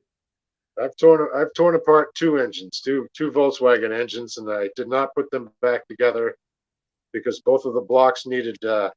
Each one had one cylinder that was rusted because I pulled them out of junkyards, and one cylinder in each engine had rust sitting. So they both needed trips to the machine shop, and you're talking bucks, big bucks. So both of that projects, the car itself, the shell of the car, and both of the engines have been sitting since 2016. Have been just sort of sitting in suspension, waiting. Well, to be honest with you, what it's waiting for are people to die. It's the only way I'm going to get money to finish that project is when things like inheritances start coming in. So good old dad, and good old stepdad have to kick the bucket before that car sees the light of day. Unfortunately, so kind of a grim thing, but that's reality. That's the only option I have for putting that car back on the road. Yeah, and it's just a little Volkswagen Rabbit, but I love Rabbits. It's my fifth one. I remember the Rabbit. You probably barely would. They ended in '84, and then the Golf. They changed the body to the Golf body in '85. So the Rabbits were only around from '75 to '84, and they were square-bodied hatchback that handled really well. They just got a certain thing about them that once you own one, you either hate it or you love it. And if you love it, then you're just hooked on them for the rest of your life. Kind of a weird car. Volkswagens have that appeal. Yeah, I remember the car. Oh, That's mine right there. The blue. That's a Lago blue. The Lago blue one up there. yeah. That's what's sitting in my carriage house right now. That exact car. Except it's an 82. What year is that one? That's an 80. 80. Yeah. Mine's an 82, so no difference. But yeah, Just, that's what's sitting. they only want $100 for this. Must be a shell or something. Oh, that's starting. That's starting. That's eBay.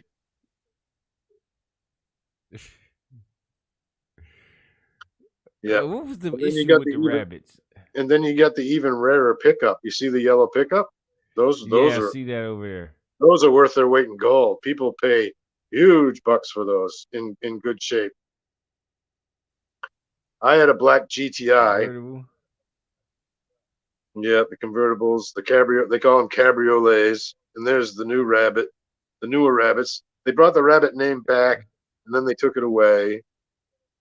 But the original rabbits are what I love, the boxy ones. Because you can trick them out, and you can win autocross. I like the autocross style racing. 79, that's an early one. Diecast. Is that a color change? Yeah, it's. Does it say color? No, it doesn't say color change because I got a color. I've got a color change one. I've got a color change one sitting in my kitchen. It's the kind where you get the paint. If you get the paint cold, it changes from purple to blue or warm or vice versa. Yeah, I've got it sitting right here. Right up on my top of my. It's all covered in cobwebs, obviously, like everything in my house. But, yeah, it's a little GTI. It even says GTI on the hood. It's got stripes. And if you warm it, I think because it's cool. So I think I warm it up in my hands, it still works. It should change the purple. Let's see how fast it does it. Well, it might be dead, or it might be. It needs to be cold to change the purple. I'm not sure, or it may have so much junk on it from sitting up on top of a cupboard in the kitchen for years. But yeah, that's a. And I also have. I think it's upstairs, but believe it or not, you know how Avon made a decanter for everything back in the day. Avon made cologne, collectible cologne decanters. Well, they made a rabbit one out of a They made a freaking Volkswagen rabbit one. I was just in the liquor store and I seen some decanters that was kind of dope. They had one that was a machete, but the way it looked like I could easily make a bong out of it because the way that the machete blade is the bottom of it, so it sits like that and it's on an angle. So you pour, so the mouthpiece is at an angle and the blade's coming down and it sits on the shelf, so you can go straight down with a pipe, well, with a like a down stem, and easily make that into a bong put somewhere like for a carb hole or something, you know what I mean? And make it work. But the issue is that they want $80 for it. It's full of tequila. I don't drink tequila, but and I'm not about to spend $80 for a liter of tequila. I blacked out on tequila once in Jacksonville, Florida. I was on my way down for that one season that I worked at the Gasparilla Inn and Cottages it's just south of Sarasota, I think. It's on the West Coast. Gasparilla Island, I think it was called. And that was back in '99. And on the way down, we drove down, me and a buddy of mine that I was working with at another place up here. We both got gigs for the winter down there. So we drove in his truck. He was from Maryland, so we spent a week in Bowie, Maryland. We spent the night in New York City, where we went up in the World Trade, because it was '99, so the World Trade Centers were still standing. So I actually went up to the 107th floor of the World Trade Center in 1999. And on the way down, we got to Florida. We spent the night at the Holiday Inn in Jacksonville, and we went to the bar in the hotel, and I played some pool with a dude, and I ended up going through every one of their tequilas from bottom shelf to top shelf, and I ended up blacking out And the last thing I remember was being led to the elevator after like pissing off the guy that I was playing pool with, and then waking up the next morning with because we had met a friend of ours at the hotel. He wasn't going down with us, but he was down there already and doing some other gig. But we met him there just to visit him, and he'd spent the night in the room with us. And I woke up the next morning. They were both looking at me, and as soon as I woke up, I was like, "You all right, man?" And I'm like, "Why?" And they're like, "Well, you totally freaked out after you got in the hotel room." And I was like, "Really?" So yeah, I guess I had a total blackout from tequila once. So. How are you with heights? I could live without them. I don't like getting on my own roof. Now when you went up to the 107th floor of the World Trade Center, that was different. That was because it's such a massive building that you feel all right. But what's so cool is that I think I was looking towards New Jersey because I think it was the Hudson separates Manhattan from New Jersey, right? Or some river. Well, it was a body of water. Yeah. I remember looking out over a body of water. I couldn't see the Statue of Liberty, so I wasn't facing that direction. Or maybe because I don't know, I didn't see the Statue of Liberty while I was down there. Wasn't in that part of the city. But I remember looking over, I think it was New Jersey, but look down and there's helicopters buzzing about. There's a helicopter buzzing by and below you. So that's the one thing that got me the most out of standing there in the windows is that just glancing around. Oh, okay, there's a helicopter flying by and it's down below you. I don't think I could stand being up that high. I went to Gettysburg when I was the elevators are super fast too, because they've got to cover so much elevation that the elevators are super ultra fast. And this was 99, mind you. So there was no security, nothing like that. So you basically just got in a line. And I believe your picture got taken as you were getting onto an elevator or something like that. I think that was the lengths of their security before the buildings got blown up. You can't compare it afterwards because there are no buildings afterwards. So yeah, I mean that's why for a while Homer, they couldn't play Homer versus New York. They couldn't play that Simpsons episode.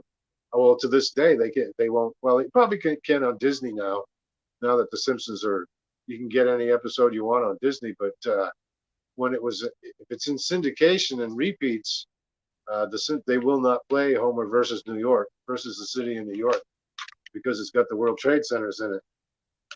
So I find I'm fortunate enough to have been able to gone up in there. Also had breakfast in Greenwich Village too, because we spent the night. There's a right downtown Manhattan Times Square area, right down in the city part. It's called the Washington Jefferson Hotel, and at the time, it was $99 for the night. That's freaking cheap, and it was decent. It was a bottom of the barrel hotel, but in the city, it was still decent, So yeah, so we got to spend the night in the city, and we didn't do much exploring at night. We walked around during the day. The day after we woke up and we walked to Greenwich. We walked to Greenwich Village and had breakfast at a nice little place in Greenwich Village, and we stepped out and we looked whatever direction the trade centers, the business district is, and we could see the trade centers. And stupid us, we're like, oh, we can see them. Let's walk to them. And little did we know how far away. We ended up walking the whole way, and it killed us. But because those two buildings are so huge, they gave you the illusion that they're just right over there. But they weren't. It's just far shit. Walked and walked. Oh my god! Did y'all do Times Square in '99? We did. We just walked around. So the day we got to the city, we parked this truck in a parking garage. We checked into the hotel, and then we just struck out walking everywhere. And we thought we were going to get a bite. We were just going to find a cool restaurant and go eat in it. And that ain't how it works there, because everything is reservations. We didn't have reservations for anything. and from the smallest to the biggest restaurant in New York City, you got to have reservations. It's just no. So we were sure we ended up just eating like junk from a convenience store or something somewhere. We ended up going to a strip. We actually took one of those little flyers from the dude standing on the sidewalk barking about a strip club. So being a couple of single dudes, we're like, yeah, let's go check out a freaking downtown New York City strip club. And it was up on the second floor of a building. You know, nothing was marked. The only way you knew how to get there was the little flyer that was handed to the guy on the freaking sidewalk. So we went up there, and he ended up leaving early, and I ended up having some private, what I was hoping to be private time, but in a booth with one of the strippers, but nothing ever happened. We ended up just talking. So I never ended up, I'm just this kind of shy guy from Maine, and I got suckered into going, you know, because you're out there at the tables in a normal strip club environment, and the stripper girls are coming around whispering into your ear, hey, we can go back into the room and have some private time. And I'm like, oh yeah, I got to experience this, you know, because I'm in there. Yeah, you know, I don't give a fuck. So I did the back booth thing, and I ended up paying like $200 for like 20 minutes, and she was this cute little college girl, and we ended up just sitting down until she stripped for a little while, and then she just sat down. We ended up shooting the breeze about where we were from and what we were doing and shit like that for the next 15 minutes. And I ended up, I walk out of the club, and I went through the wrong door. And I went through this door into this room, and there was a set of stairs continuing on upstairs, and there was these two dudes standing in there talking. And I go walking in, they both look at me, and they're like, you're in the wrong room. And I'm like, okay. Oh yeah. I was like, oh, I'm in the fucking city now, man, big time. I mean, these dudes look like mob. Yeah, they were like, no, you're in the wrong room. Yeah. You need to back out now. Okay, yeah, you ain't got to tell me twice, bro. I'm going the other way. So yeah, I ended up back down on the sidewalk, and my buddy was waiting out for me there, and yeah, we ended up just crashing, and it was the next day that we went to the Trade Center. Yeah. So yeah, that was my good East Coast travel. I ended up coming back, came back to Maine because I met my wife, now ex-wife, at that same hotel. She was a cook there too, and we hooked up there. I ended up bringing her back to Maine, and she's been here even since after we divorced 6 years ago.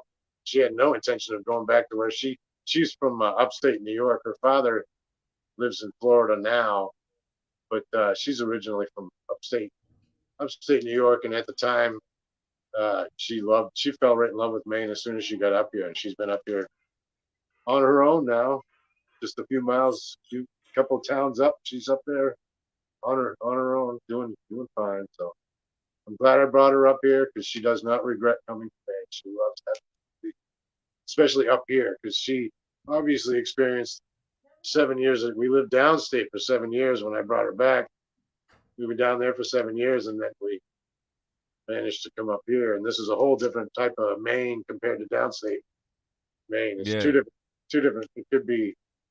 You could be anywhere up. You could be anywhere up here. It's that quiet. You could be anywhere. You know, there's no indication of where.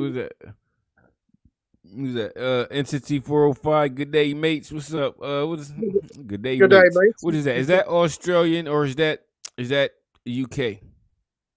That's Australian. I would imagine it's probably nighttime, or getting to be nighttime in Australia right now. I'm pretty sure. Yeah, it should be about that. They not exactly 12 hours behind They're us. approaching summertime. They're approaching summertime now too. Yeah, because they're on the southern hemisphere. We're going into winter.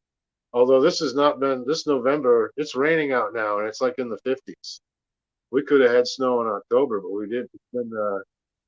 It's been mild. It's been mild as hell so far this fall. We had two hurricanes cross our paths this month. Well, not this month, in the last 30 days anyway. Right, the one you just had a couple of days ago that was luckily once it hit Man, land, it wasn't as bad. that wasn't too bad. It was just rain and wind and shit. Yep. Yeah, it's raining now. As you saw me outside, it's raining. It's raining right now. So, But I just started a job. I just started a job delivering for FedEx. So I go over to the island, Saint James Island, which Saint James Island, they got hit hard as hell by that hurricane. Oh, So I'm over yeah. there, but like I drive through there, bro. It's whole houses that's collapsed, whole restaurants that you know what I mean are now in the water. People just wiped out. Yeah, bro. Like I'm trying to get my wife to go over there and just drive through there so she can see that shit. Cause this shit look terrible, bro. Like I ain't seen shit like that before. So have you done the piss test yet?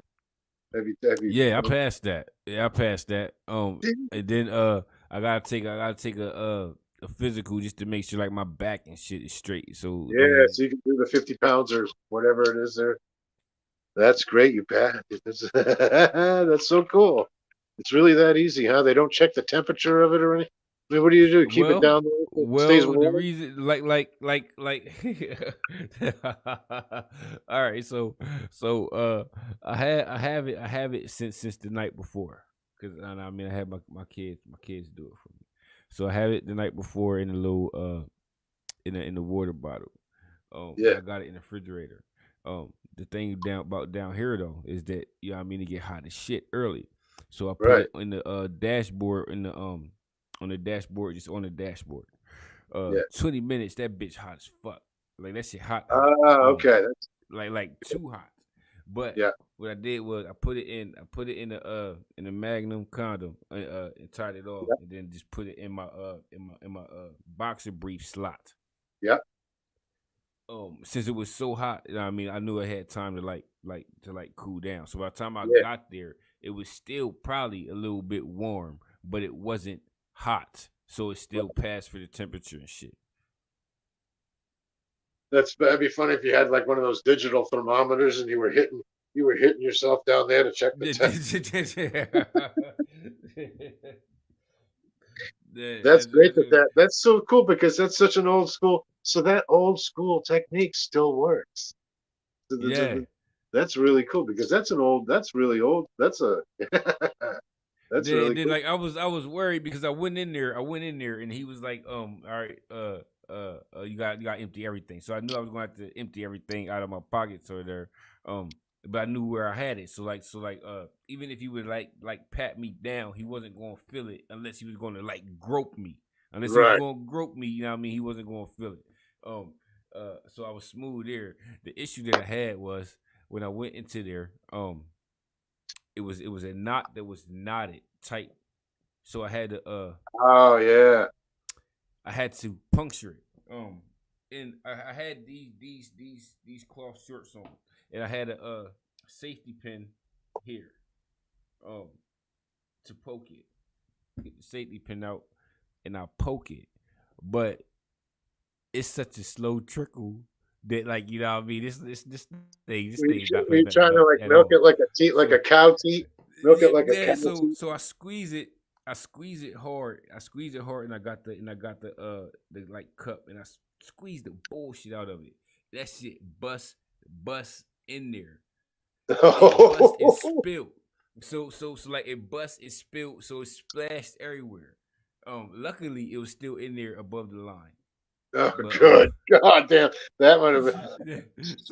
So, but now all around me, it looks like I just was in there going. Yeah, man. There was a high pressure hose. You couldn't control that high pressure hose. Yeah, it looked like I was just in there, just going everywhere.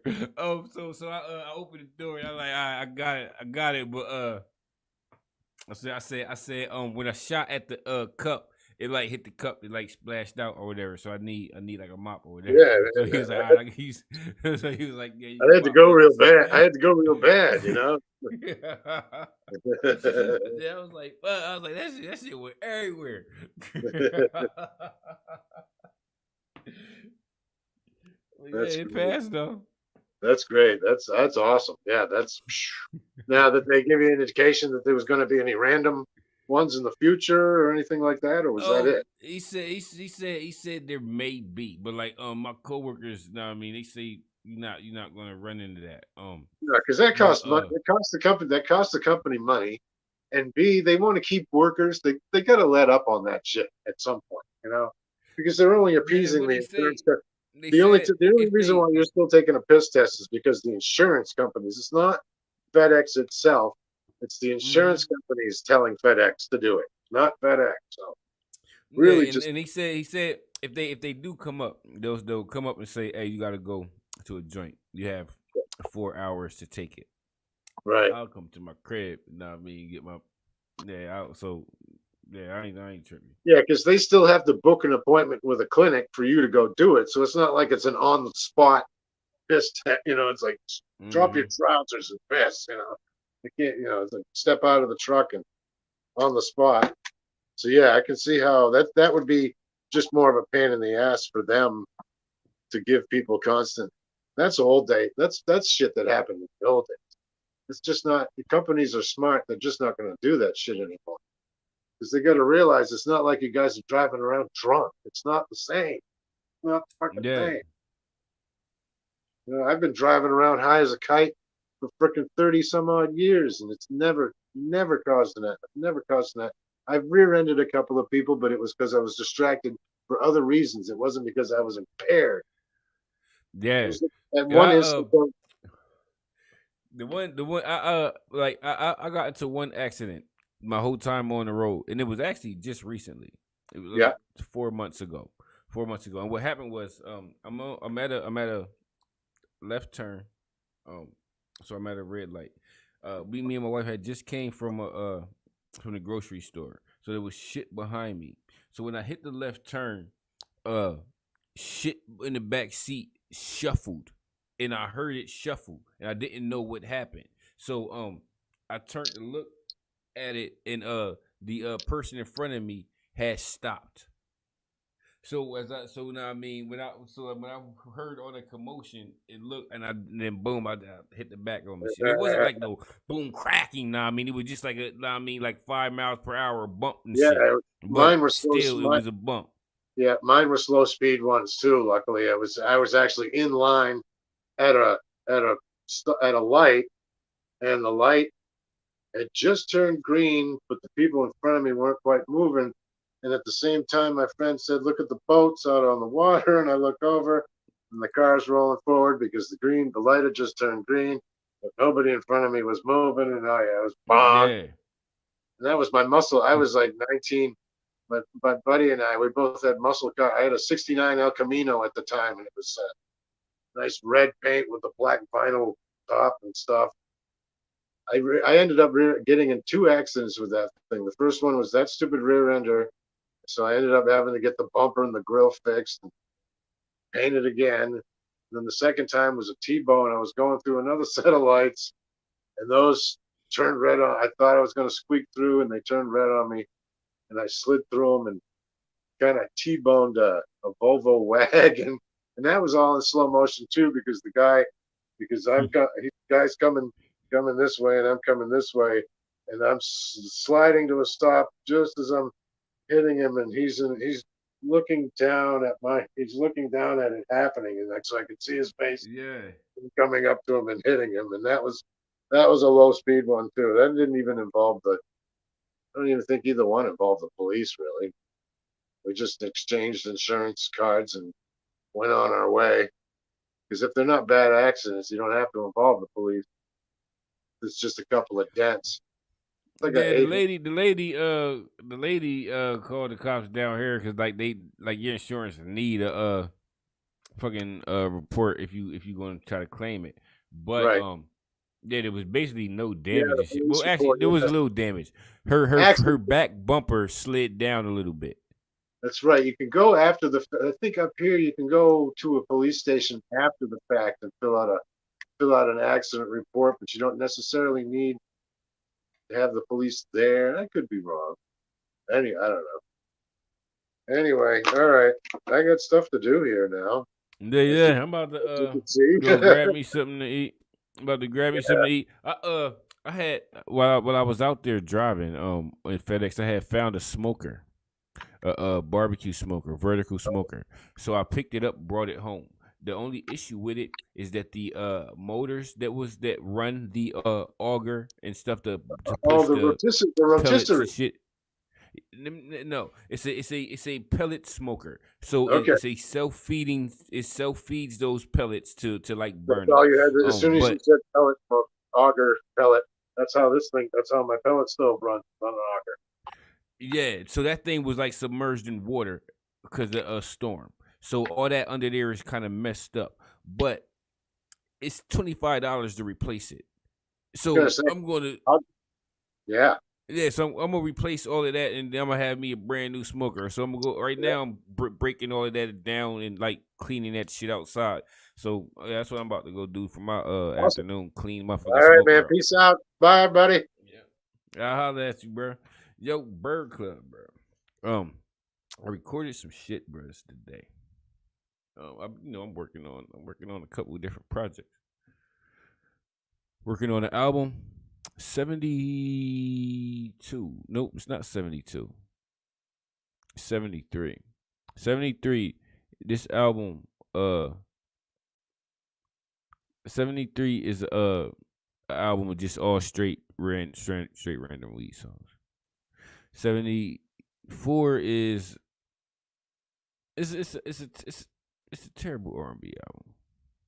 75, I'm taking theme songs from different TV shows and all different types of shit and turning those into weed songs. I recorded what is the shit? I recorded a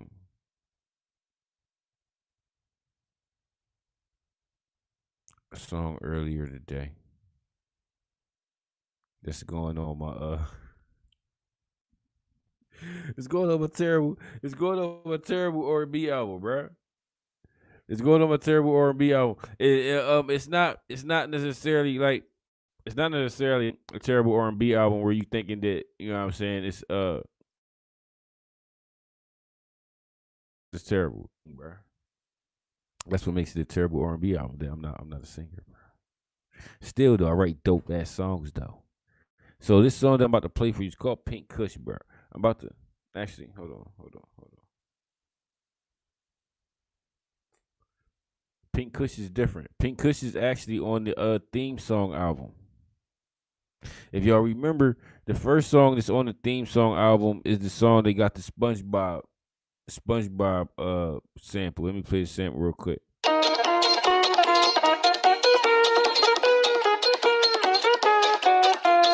Elvis. Got that sample. That's the SpongeBob joint. Second song on this theme song album got the Pink Panther sample. This is called Pink Kush. I ain't let y'all hear this yet. We're gonna play this before we play the other joint.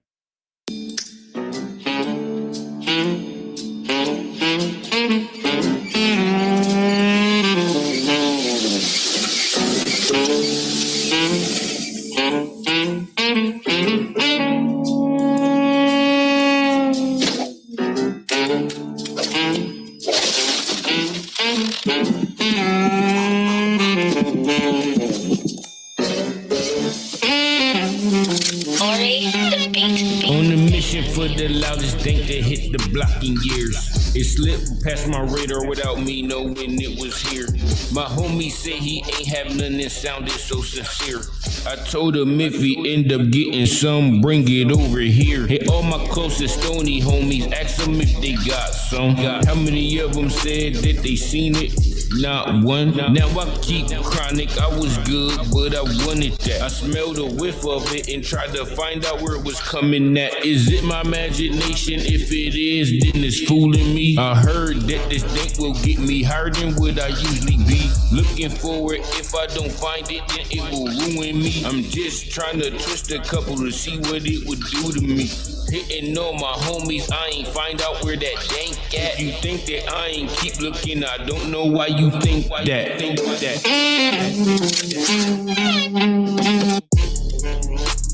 Ori, the beat tailor.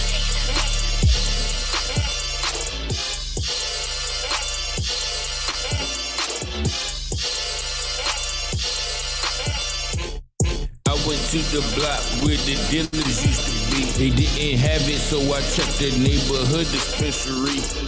Asked them if they had it. Get some, let me know I buy the whole thing. Going back to the crib, cause I'm mad that I ain't find none. Ask God if he helped me find this bud, I will buy some. Next thing that I knew, I got a whiff of some church. Smelled different than any other dank I smelled on this earth. I turned and see your old head the size of a smurf. He said, I heard that you were trying to find you some perk. He pulled out a bag of the smelliest screamy. I bought some and he said I'll be around if you need me. Ori, the beat Taylor.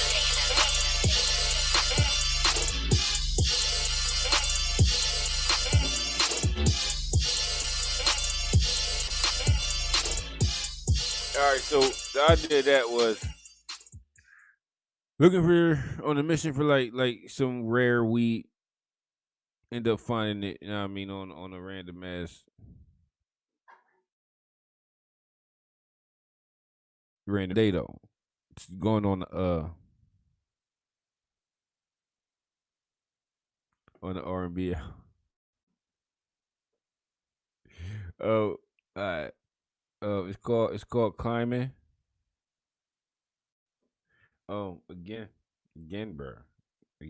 So before you even hear this, and you type some shit like you can't sing, bro. I want you to know, bro. I already know, bro. But I still write songs and somebody gotta sing them, bro. It's called.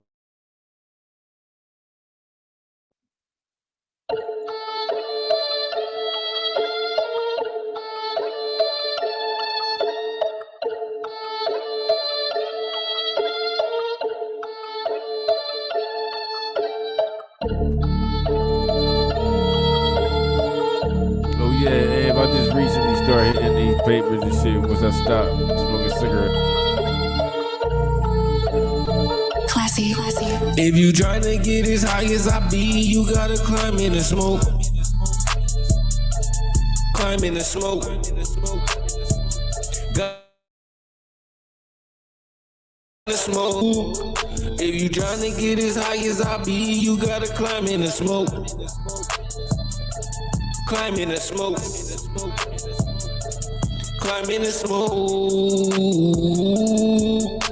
Super flame is the only thing I put my hands on. Get it back from my homie, he add some grams on. Then I head up to find a cloud I can stand on. Dabs on the blunt like I'm tryna smear jam on. Blunt big, looking like a super heavy tampon. Getting high every day is the only thing I plan on. Tryna get as high as I be, you gotta climb in the smoke. Climb in the smoke. Gotta climb in the smoke. If you tryna get as high as I be, you gotta climb in the smoke. Climb in the smoke. Climb in the smoke. I don't think it's true, I can get too high. Every time I roll, it's two at a time. I don't think it's true, I can get too high. Every time I roll, it's two at a time. If you tryna get as high as I be, you gotta climb in the smoke. Climb in the smoke.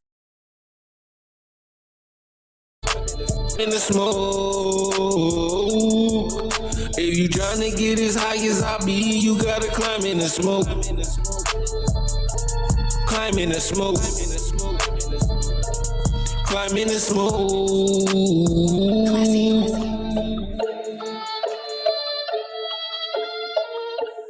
That right there, bro. That's called Climb In. So I'm working on this R&B album. And I'm gonna call it. Then I'm gonna probably call it a terrible R&B album because I can't sing, bro. But it's not a terrible R&B album because these songs are not terrible. I just can't sing. It may be called something like a Stoner's R&B album, something like that. But that got 4 songs. Other joint. Um. The theme song joint only got 2, so we gonna be working on those couple of joints.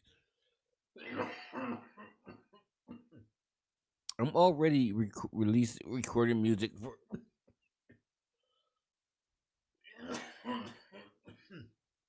August of next year. I got music December all the way June, July.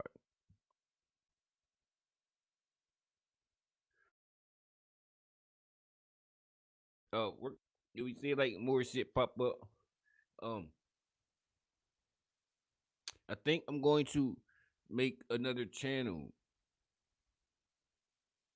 but it's only going to be just a shorts channel where I'm gonna post just the shorts and shit. Cause I think my shorts that I'm posting is being held up in the algorithm because they're attached to the weed channel itself. So we're gonna start putting the shorts somewhere else.